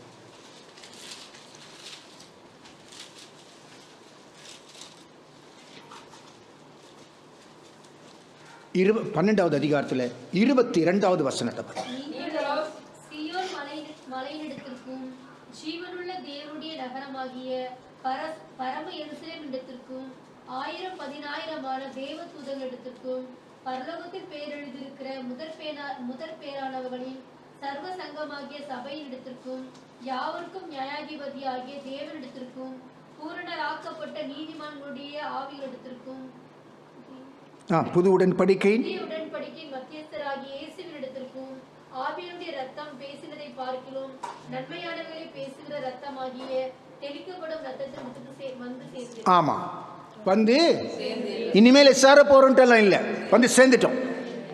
எங்க வந்து சேர்ந்துட்டோம்? சீயோன். சீயோன் மலையினிடத்துக்கு வந்துட்டோம். பரம சீயோன் மலையிடத்துக்கு வந்துட்டோம். அதுக்கப்புறம் எங்க வந்தோம்?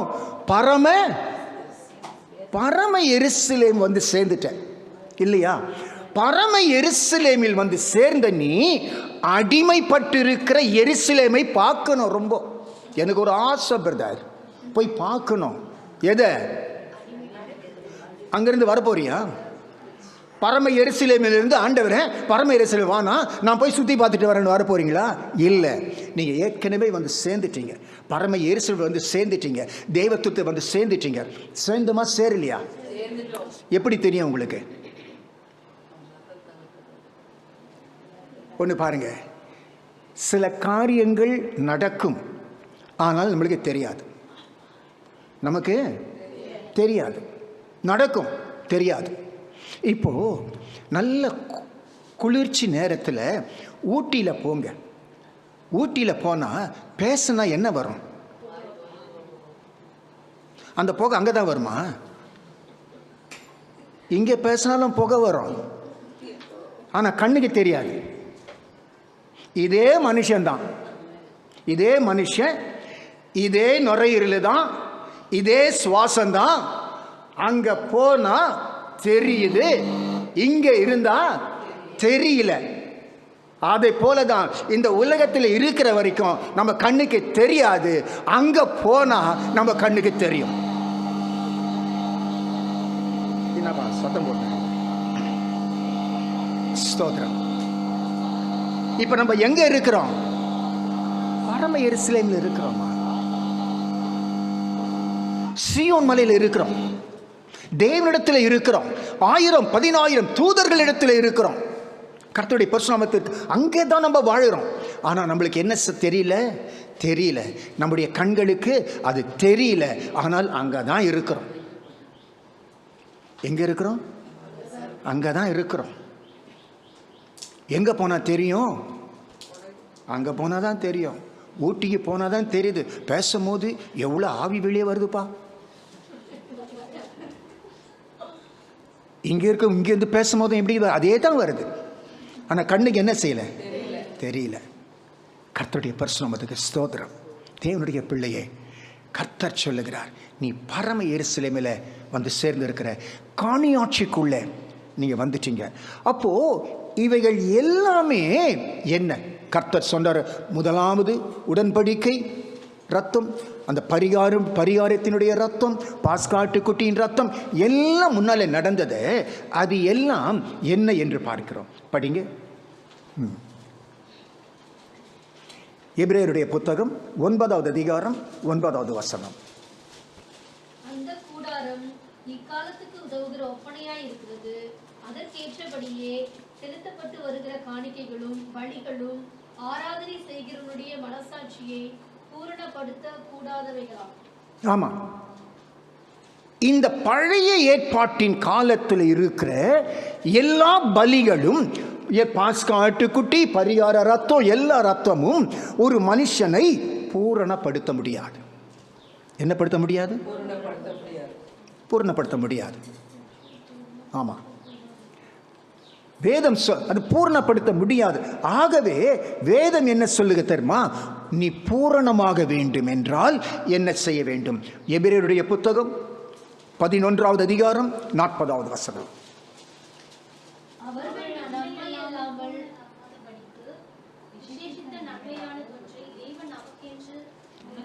ஆமா, அவர்கள் யாரு?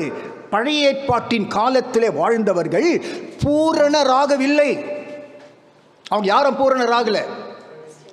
ஏன் பூரணராகல? அந்த ரத்தம், ஆட்டுக்குட்டியின் ரத்தம், இளங்காளியினுடைய ரத்தம் ஒரு மனுஷனையும் பூரணமாக்காது. அப்பப்போ பாவத்தை மன்னிக்கும், பூரணமாக்காது. ஆனால் ஒருவரும் பூரணமாகவில்லை. அவர்கள் பூரணராகவில்லை. ஆனால் நமக்கு முன்பாக கர்த்தர் என்ன வைத்திருக்கிறாராம்? விசேஷமான ஒன்றை கர்த்தர் நமக்கு வைத்திருக்கிறார். நமக்கு முன்பாக வைத்திருக்கிறார். எதை வைத்திருக்கிறாராம்? இயேசு கிறிஸ்துவை நமக்கு முன்பாய் வைத்திருக்கிறார். ஆகவே வேதம் சொல்லுது பாருங்க, நம்ம இந்த ஓட்டத்தை ஆரம்பிக்கிறோம், விசுவாச ஓட்டத்தை ஆரம்பிக்கிறோம், நம்மை பூரணப்படுத்த ஆரம்பிக்கிறோம். அந்த ஓட்டத்தை சரியாய் ஓடும்படியாய் நமக்கு முன்பாய் என்ன இருக்கிறது? இயேசு கிறிஸ்து இருக்கிறார். நமக்கு நியமித்திருக்கிற ஓட்டத்தில் அவரை, ஆமாம், அவரை தான் நோக்கணும், வேற யாரையும் நோக்கக்கூடாது. அவரை நோக்கி எப்படி ஓடணுமா? ஓட்டம் கொஞ்சம் பொறுமையாக இருக்கணும். ஹல்லேலூயா. எப்படி இருக்கணும்? பொறுமையாக ஓடணும். எல்லா ஓட்டத்தில் கூட பொறுமை இருக்கணும். ஆமென். ஸ்தோத்திரம், ஸ்தோத்திரம். ஹல்லேலூயா. சிலருக்கு பொறுமையே இருக்கிறது கிடையாது. சிலர் ஜெபத்தில் பொறுமை இல்லை, சிலருடைய பொருத்தனையில் பொறுமை இல்லை. ஒரே ஸ்பீடாக போயிடுவாங்க. ஆண்டவரே, நான் ரத்த சாட்சியை மறிக்க போகிறேன். ரத்த சாட்சியை மறிக்கிறது என்னன்னு அவருக்கே தெரியாது. எல்லாருமே ரத்த சாட்சியை மறிக்க போகிறாங்களா? இல்லை, இல்லை. சிலர் உணர்ச்சி வசப்பட்டு என்ன செய்கிறாங்க? இந்த யூத் மீட்டிங் எல்லாம் சில இடத்துல நடக்கும். அந்த யூத் மீட்டிங் நடக்கும் பொழுது என்ன, கேம்ப் ஃபயர், என்னதுங்க கேம்ப் ஃபயர், அதில் வந்து பேசுவாங்க, ஆராதனை, மியூசிக்கு எல்லாம். இந்த வாலிப பிள்ளைங்கள்லாம் பாருங்களேன், அப்படியே உற்சாகம் தான், உற்சாகம். கடைசி நாள் நான் கர்த்தருக்கு ஊழியம் செய்ய போகிறேன், ஊழியம் செய்ய போகிறேன். 2 மாதம் கழிச்சு பார்த்தா ஒரு பொண்ணு கூட சுற்றின்னு இருப்பான். என்ன இது? ஓட்டத்தை நீ பொறுமையா ஓடுமா, பொறுமையா ஓடு. கர்த்தருடைய பரிசுத்தத்துக்கு ஸ்தோத்திரம். பொறுமை ரொம்ப முக்கியம். ஹல்லேலூயா. இந்த 3 நாள் கூட்டத்துக்கே ஒரு 3 வருஷமா பிளான் பண்ணின்னு இருக்கிறேன் நான். ஆண்டவரை வைக்கலாமா, வைக்கக்கூடாதா, நீங்கள் சொல்லுங்க. ஆமாம், ஒரு பொறுமை வேணும், பொறுமையோடு ஓட கடவுள். ஆனால் இவைகள் இந்த பழைய ஏற்பாட்டின் காலத்தில் இருந்த காரியங்கள் எப்படி இருக்காம் பாருங்க. ஆமென். எபிரேயருடைய புத்தகத்தில் 9வது அதிகாரம் 10வது வசனம். உண்டாகும் கால காலம் வரைக்கும் நடந்தேறும்படி கட்டளையிடப்பட்ட போஜன பானங்களும் பலவிதமான சாதங்களும் சரீரத்துக்கு ஏற்ற சடங்குகளுமாய் அல்லாமல் வேறல்ல. இது எல்லாம் என்ன? எதுக்கு ஏற்ற சடங்குகள்? சரீரத்துக்கு ஏற்ற சடங்குகள். ஆமா, இப்போ இவ்வளவு பலிகள் சொல்லியிருக்கார் இல்லையா பாஸ்கா பழைய ஏற்பாட்டின் காலத்தில். இது எல்லாமே என்ன? சரீரத்துக்கு ஏற்ற சடங்கு தான். இது ஆவிக்கு ஏற்ற, ஆவிக்குரிய வாழ்க்கைக்கு ஏற்ற காரியம் இல்லை. இதெல்லாம் ஒரு சடங்கு. ஹல்லேலூயா. ஆமா, உண்மையை தான் சொல்றேன். கூடார பண்டிகை, அறுப்பின் பண்டிகை, அதுக்கப்புறம் என்ன பண்டிகைப்பா? ஆமா, சேர்ப்பின் பண்டிகை, அசன பண்டிகை, எல்லாம் பண்டிகை. இது எல்லாம் என்ன? சடங்கு. இது எல்லாம் என்ன? சடங்கு. ஆமா, சேர்ப்பின் பண்டிகை. எதை சேர்க்க சொன்னார் கர்த்தர்? புதிய ஏற்பாட்டின் காலத்தில் கர்த்தர் சொல்றாரு ஆத்மாவை சேருன்றார். எதை சேர்க்கணும்? பழைய ஏற்பாட்டின் காலத்தில் தானியத்தை சேர்க்கணும். புதிய ஏற்பாட்டின் காலத்தில் எதை சேர்க்கணும்? ஆத்மாவை சேர்க்கணும். ஆமா, தேவனுடைய பிள்ளையே, இது எல்லாமே சடங்கு. இந்த சடங்கு எது வரைக்கும் இருந்ததாம்? படிங்க 9:10. சீர்திருத்தல் உண்டாகும். இந்த சடங்கு வரைக்கும் கொடுத்தது, செய்ய சொன்னது கர்த்தர் தான், கட்டளை தான். ஆனால் இது எல்லாம் எதுக்கு வச்சிருந்தாரு? சீர்திருத்தல் உண்டாகும் காலம். இப்ப கர்த்தர் என்ன, எந்த காலத்தில் இருக்கிறோம்? சீர்திருத்தல் காலத்தில் இருக்கிறோம். அப்ப சீர்திருத்தல் காலம் என்றால் என்ன?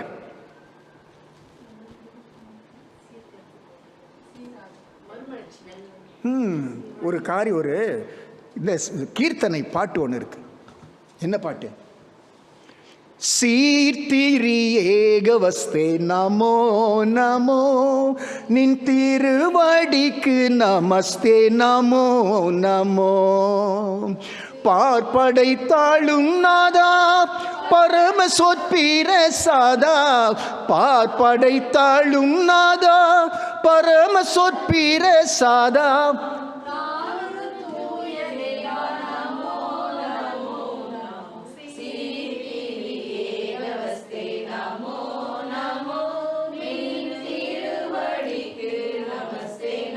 அப்ப இயேசு கிறிஸ்து எதுக்கு வந்திருக்கிறாரு?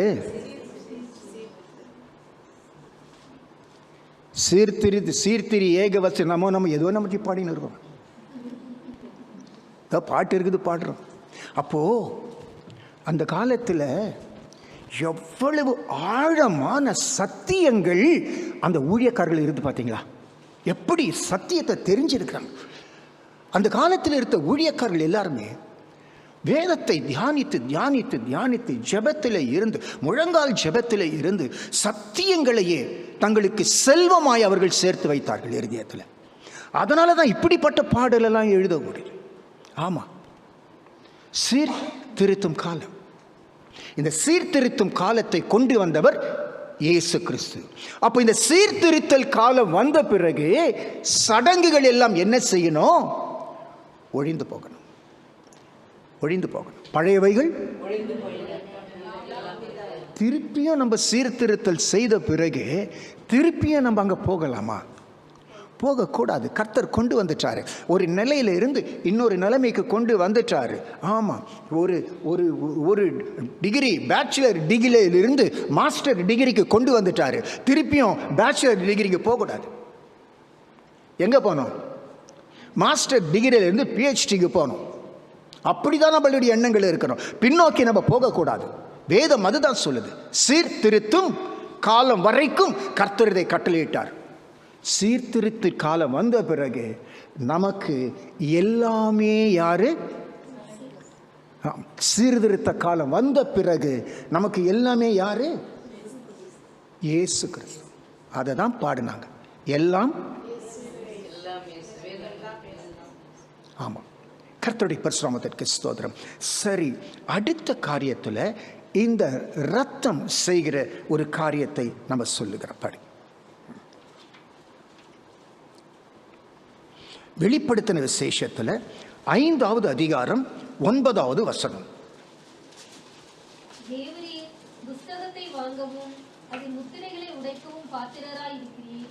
ஏனெனில் நீர் அடிக்கப்பட்டு சகல கோத்திரங்களிலும் பாஷைக்காரரிலும் ஜனங்களிலும் ஜாதிகளிலும் இருந்து எங்களை தேவனுக்கென்று உம்முடைய இரத்தத்தினாலே மீட்டுக் கொண்டு.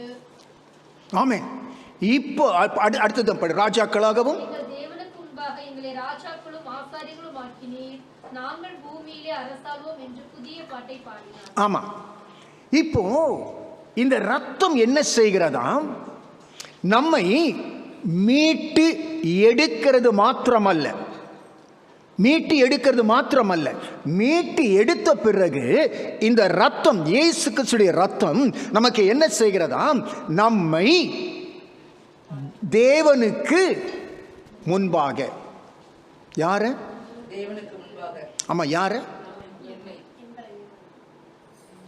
சகல ஜாதிகள், சகல கோத்திரங்கள், சகல ஜனங்கள், ஆமா, எல்லாரும்.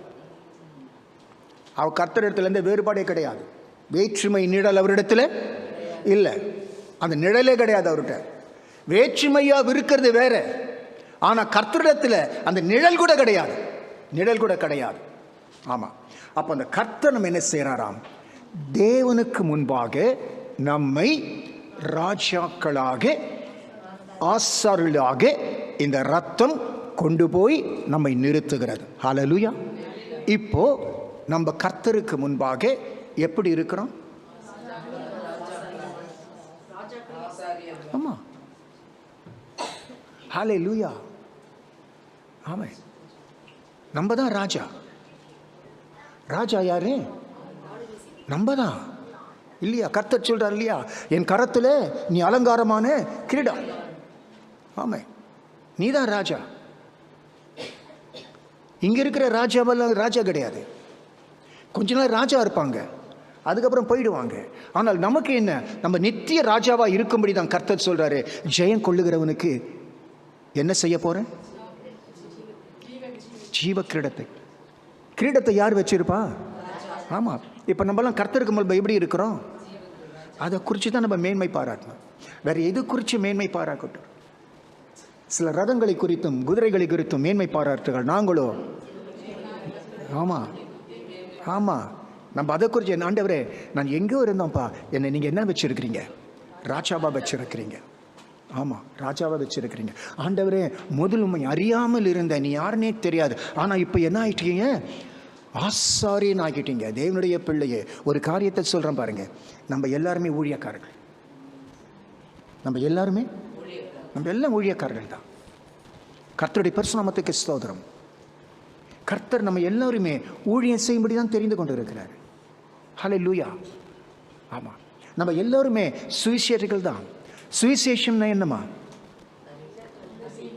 நற்செய்தி இல்லையா? நற்செய்தி. ஒரு பக்கத்தில் இருக்கிறவங்களுக்கு இயேசு கிறிஸ்து நல்லவர்னு சொல்லுங்க, அது என்னது? அது சுவிசேஷம். சொல்ற நீங்க யாரு? ஆமா, ஏதோ பக்கத்தில் இருக்க, அங்க போங்க ஜெபிப்பாங்க, சுகம் கிடைச்சிடும், பிசாசு ஓடிடணும் சொல்றீங்க இல்லையா? நீங்க சொல்றது என்ன? சுவிசேஷம். எல்லாருமே நம்ம சுவிசேஷ ஊழியக்காரர்கள் தான். அவரிடத்துல வேற்றுமை நிழல் கிடையாது. நமக்கு தான் அது என்ன செய்யல தெரியல. நம்ம கர்த்தர் நம்மளை எப்படி வச்சிருக்கிறாரு? ராஜாக்களாகவும் ஆசாரியர்களாகவும் வச்சிருக்கிறாரு. நம்ம தான் கர்த்தர்கிட்ட போக முடியும், வேற யாரும் போக முடியாது. ஆசாரியன் தான் போக முடியும், வேற போக முடியுமா? வேற யாரும் போக முடியாது, எல்லாம் வெளியே தான் நிற்கணும். நம்ம தான் போக முடியும். கடைசி நாட்களில் எக்கால சத்தம் ஒதுக்கி துணிக்கும் பொழுது, தூதர்கள் வந்து இறங்கும் பொழுது, பரிசுத்தவான்களை நீதிமான்களை கூட்டி சேர்க்கும் பொழுது, இதோ மணவாளனாகி இயேசு கிறிஸ்து வரும் பொழுது, நம்மை அழைத்து கொண்டு போகும்போது நம்ம தான் போக போறோம். நம்ம தான் அந்த ராஜ்யத்துக்குள்ள பிரவேசிக்க போகிறோம். அந்த ராஜ்யத்தில் நம்ம என்ன செய்ய போறோம்? பரலோக ராஜ்யத்தில் போய் என்ன செய்ய போறோம்? நம்ம சொல்லுங்க பார்க்கலாம்.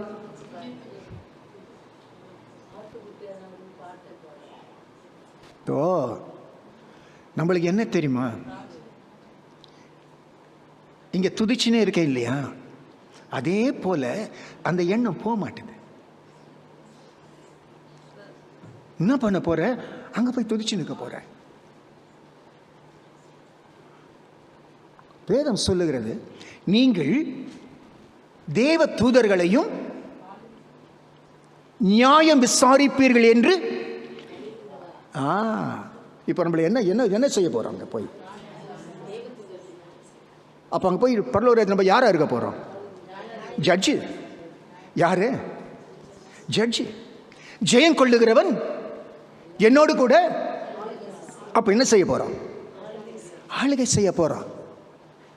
கர்த்தருடைய பரிசுநாமத்துக்கு ஸ்தோத்திரம். ஆமென். நிறைய வேலை இருக்குது அங்க நம்மளுக்கு. பரலோகத்தில் நிறைய வேலை இருக்குது, நிறைய போஸ்ட் இருக்குது, பெரிய பெரிய காரியங்களை செய்ய போறோம். ஆனா நம்ம கேட்ட நம்ம என்ன சொல்லுவோம்? பரலோகத்தில் போய் என்ன செய்ய போறேன்னா, அங்க போய் இங்கே எப்படி இருக்கிறோம்ப்பா, இங்க துதிச்சுன்னு இருக்கிற மாதிரியே. ஏன் தெரியுமா?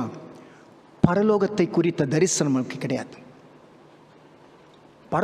பரலோகம்ன்றது என்ன? பரலோகம் என்றது அது ஒரு உலகம். என்னது அது? உலகம். அது ஒரு உலகங்க. அந்த உலகத்தில் நம்ம போய் ஆளுகை செய்ய போறோம். நிறைய வேலை இருக்குது, நிறைய வேலை இருக்குங்க. இங்க ஆளுகை செய்ய போறோம், நியாயம் விசாரிக்க போகிறோம், கண்காணிக்க போகிறோம், பெரிய காரியத்தை செய்ய போகிறோம், யுத்தம் செய்ய போகிறோம், பெரிய பெரிய காரியத்தை நம்ம செய்ய போகிறோம் பரலோகத்தில். அந்த பரலோக தரிசனம் அநேக பேருக்கு என்ன இல்லை தெரியல. இங்கே துதிக்கிறேன் பற்றியாலப்பா. ஆமாம், அதே போல் அங்கே போய் துதிச்சுட்டு கொஞ்ச நேரம் துதிக்க போகிறேன். அதுக்கப்புறம் வீட்டுக்கு போயிட்டு அவரை திட்டினு, இவரை திட்டினு, பொண்ணை திட்டினு, மகனை திட்டினு, கணவரை திட்டின்னு இருக்க. இதே அங்கேயும். தேவனுடைய பிள்ளையே, பரலோகம் என்பது மகிமையான கிடை, மகிமையானது. அந்த ராஜ்யம் மகிமையான ராஜ்யம். அது பரிசுத்த ராஜ்யம். பரமன் ஆளுகிற, பரிசுத்தர் ஆளுகிற ஒரு தேசம் அது. ஹல்லேலூயா. ஆமா, அது எவனும் நெருங்க முடியாது. அந்த இடத்துல நெருங்க முடியாது.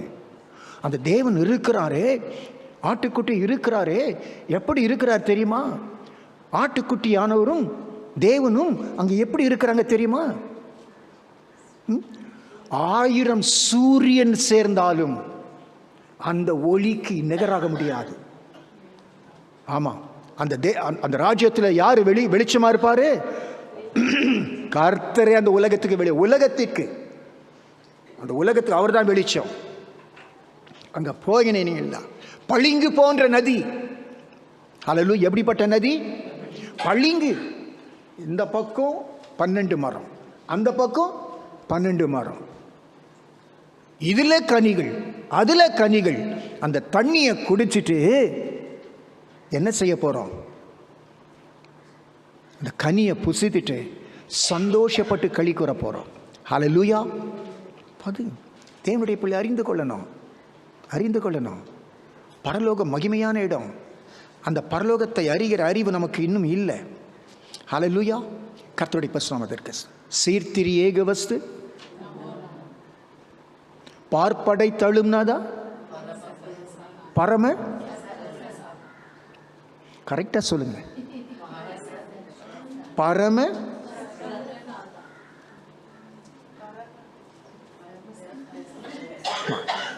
பாட்டு பாட்டு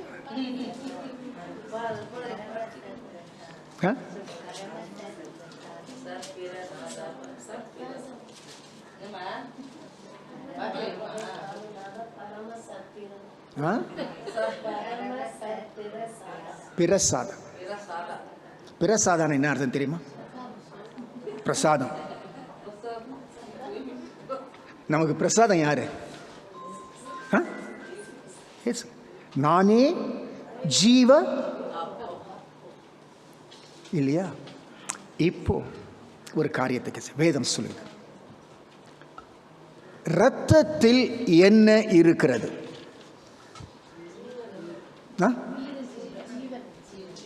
ஜீவன் இருக்கு இல்லையா? ரத்தத்தில் ஜீவன் இருக்கு. இப்போ அந்த ரத்தத்தை நாம் பானம் பண்ணுகிறோம். பானம் பண்ணும் பொழுது நமக்குள்ளே என்ன வருகிறது? ஜீவன். யாருடைய ஜீவன்? நீங்க போய் கம்யூனியன் எடுக்கிறீங்களே, அந்த இரத்தத்தை நீங்கள் பானம் பண்ணும் பொழுது இயேசு கிறிஸ்துவினுடைய ஜீவன் நமக்குள்ளே வருகிறது. ஹல்லேலூயா. ஆமா ஆமா, கிறிஸ்து எனக்கு ஜீவன். ஆமா, ஒரு முறையும் நீங்க நினைச்சு பார்க்கணும், எனக்குள்ள இருக்கிறது யாரு? கிறிஸ்துனுடைய ஜீவன். அந்த கிறிஸ்துடைய ஜீவன். கிறிஸ்து யாரு? கிறிஸ்து என்னுடைய மணவாளன். யாரு? கிறிஸ்துனுடைய மணவாளன். அப்ப நான் அந்த ரத்தத்தை புசிக்கும் பொழுது எனக்குள்ளே வருகிறது யாரு? கிறிஸ்து என்ற மணவாளன் வருகிறார். மணவாளன் வந்த பிறகு தேவனுடைய பிள்ளையே அங்கே வந்து உக்காந்துட்டார். ஆனால் அவர் உள்ளே உட்காந்து இருக்கும் போதே நம்ம கனெக்ஷன் டக்கு டக்குன்னு எங்கே போயிட்டு வருது?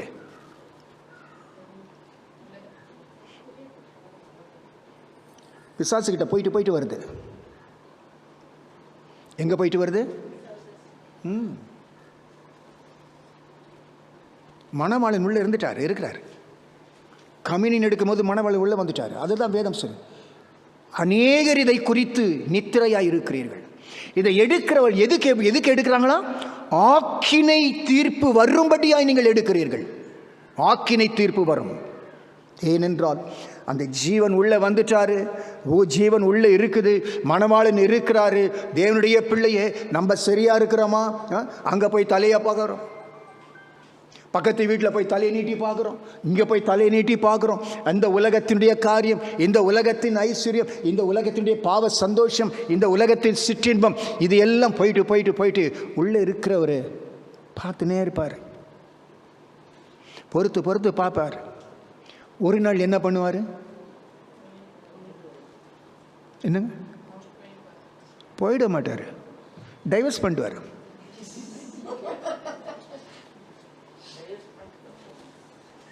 டைவர்ஸ்னா என்ன? உன்னுடைய விவேகம் ரத்தாய் போச்சு. நான் மணவாளனா தான் இருந்தேன், உனக்குள்ள இருந்தேன். ஆனா உன்னுடைய காரியங்கள் எல்லாம் பார்த்தா இனிமேல் என்னால் இருக்க முடியாது. அதனால என்னுடைய விவாகத்தை என்ன செய்றேன்? ரத்து பண்ணிட்டேன் போ. கர்த்தருடைய பரிசுநாமத்துக்கு ஸ்தோத்திரம். தேவனுடைய பிள்ளையே, ஒன்றை சிந்திக்கணும். இயேசு கிறிஸ்துடைய ரத்தம் நமக்காய் சிந்தப்பட்டது, நம் பாவத்தை பரிகரிக்கிறது. அது பாஸ்கா ஆட்டுக்குட்டியுடைய ரத்தம். ஆமாம், அந்த ரத்தம் நம்மை தேவனிடத்திலே சேர்க்கிறது, காணியாட்சிக்குள்ளே கொண்டு போகிறது. அந்த ரத்தம் தான் தேவனுடைய பிள்ளையே நமக்காய் நம்மேல் தெளிக்கப்பட்டு இருக்கிறது. அது நமக்கு நன்மையானவளை பேசிக்கொண்டே இருக்கும். வேதம் சொல்லி இயேசு கிறிஸ்து என்ன செய்கிறாராம்? பிதாவினிடத்தில் பேசினே இருக்காரு, நமக்கு பரிந்து பேசினே இருக்காரு, எப்போதும் பேசிக்கொண்டு இருக்கிறார். ஹல்லேலூயா. பரிந்து பேசுதல்னா என்ன?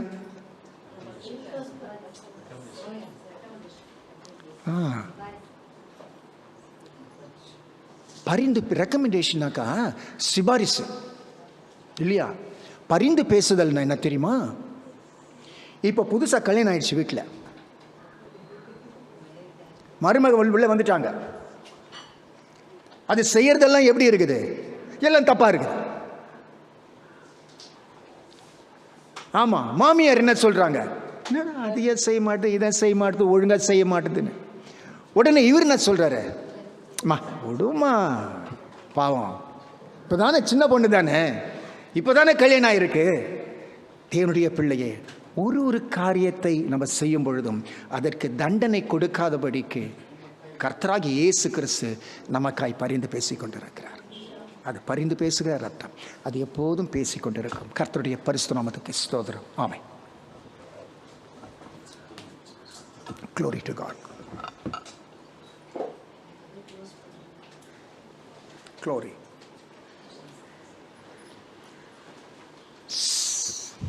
Hallelujah. Glory to God. Glory to God. ஸ்தோத்திரம். ஹalleluya, ஹalleluya, ஹalleluya, ஹalleluya. பரலோகத்தினுடைய தேவனை மை ஸ்தோத்திரிக்கிறையா. கிருபை உள்ளவரே, இரக்கம் உள்ளவரே, மகிமையும் மகத்துவம் உள்ளவரே மை ஸ்தோத்திரிக்கிறையா.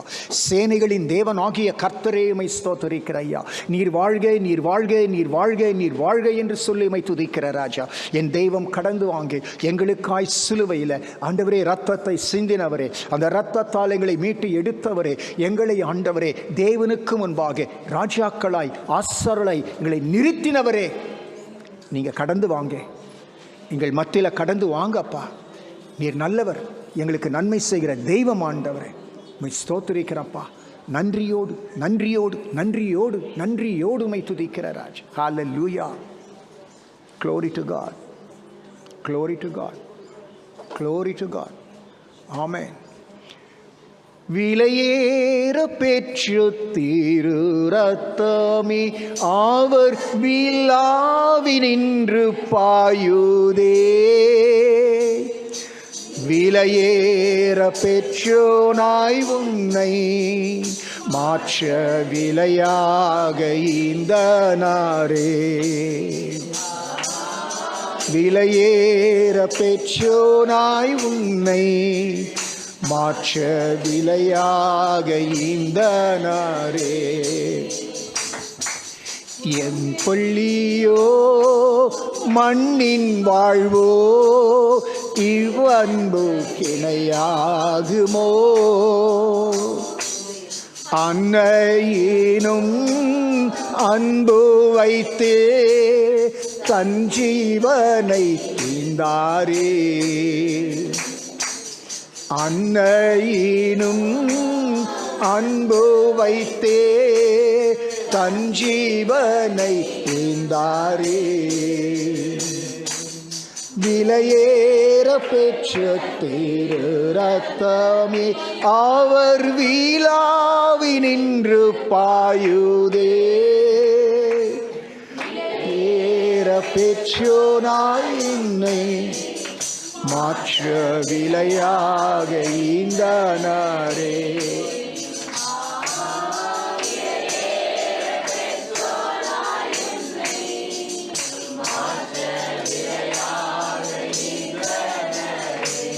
ஸ்தோத்திரம். பரலோகத்தினுடைய தேவனை துதிக்கிறையா. நீர் கல்வாரியிலே சிந்தின அந்த இரத்தத்துக்காய் ஸ்தோத்திரம் ஆண்டவரே. எங்களை மீட்டெடுத்த இரத்தம் ஆண்டவரே. எங்கள் பாவங்களை எல்லாம் கழுவி எங்களை சுத்திகரித்த இரத்தம், எங்களுக்காய் பரிகாரமாய் வந்த இரத்தம். அப்பா உம்மை துதிக்கிறையா, உம்மை ஸ்தோத்திரிக்கிறோம், உம்மை துதிக்கிறோம்.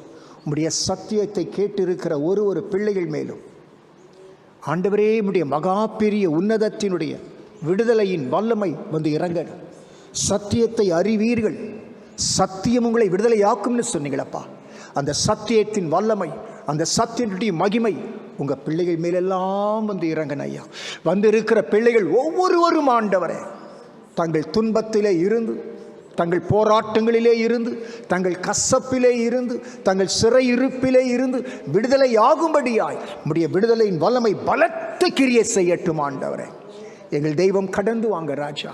உம்முடைய ரத்தத்தில் விடுதலை உண்டு ராஜா, உம்முடைய ரத்தத்தில் ஜெயம் உண்டு ராஜா. வருகிற ஒரு பிள்ளைகள் மேலும் உம்முடைய கல்வாரியினுடைய ரத்தம் இறங்கனப்பா. கோடி ஸ்தோத்திரம் இயேசு கிறிஸ்துவின் நாமத்தில் பிதாவே, ஆமென். வழக்கமாய் நடக்கிற ஆராதனை நடக்கும். ஒரே ஒரு நாள் நாளைக்கு எக்ஸ்ட்ரா, அப்படி தானம்மா? ஒரே ஒரு நாள் தான் நாளைக்கு எக்ஸ்ட்ரா. நாளைய தினத்தில் கிறிஸ்துவனுடைய சரீரம், அந்த சரீரத்தில் இருக்கிற மகிமை என்ன, அதன் வல்லமை என்ன, அந்த சரீரத்தை எப்படியாய் நம்ம பயன்படுத்த வேண்டும், அந்த சரீரத்தின் வல்லமையை நாளைய தினத்தில் பார்க்கலாம். கர்த்தருடைய பரிசுத்த நாமத்துக்கு ஸ்தோத்திரம்.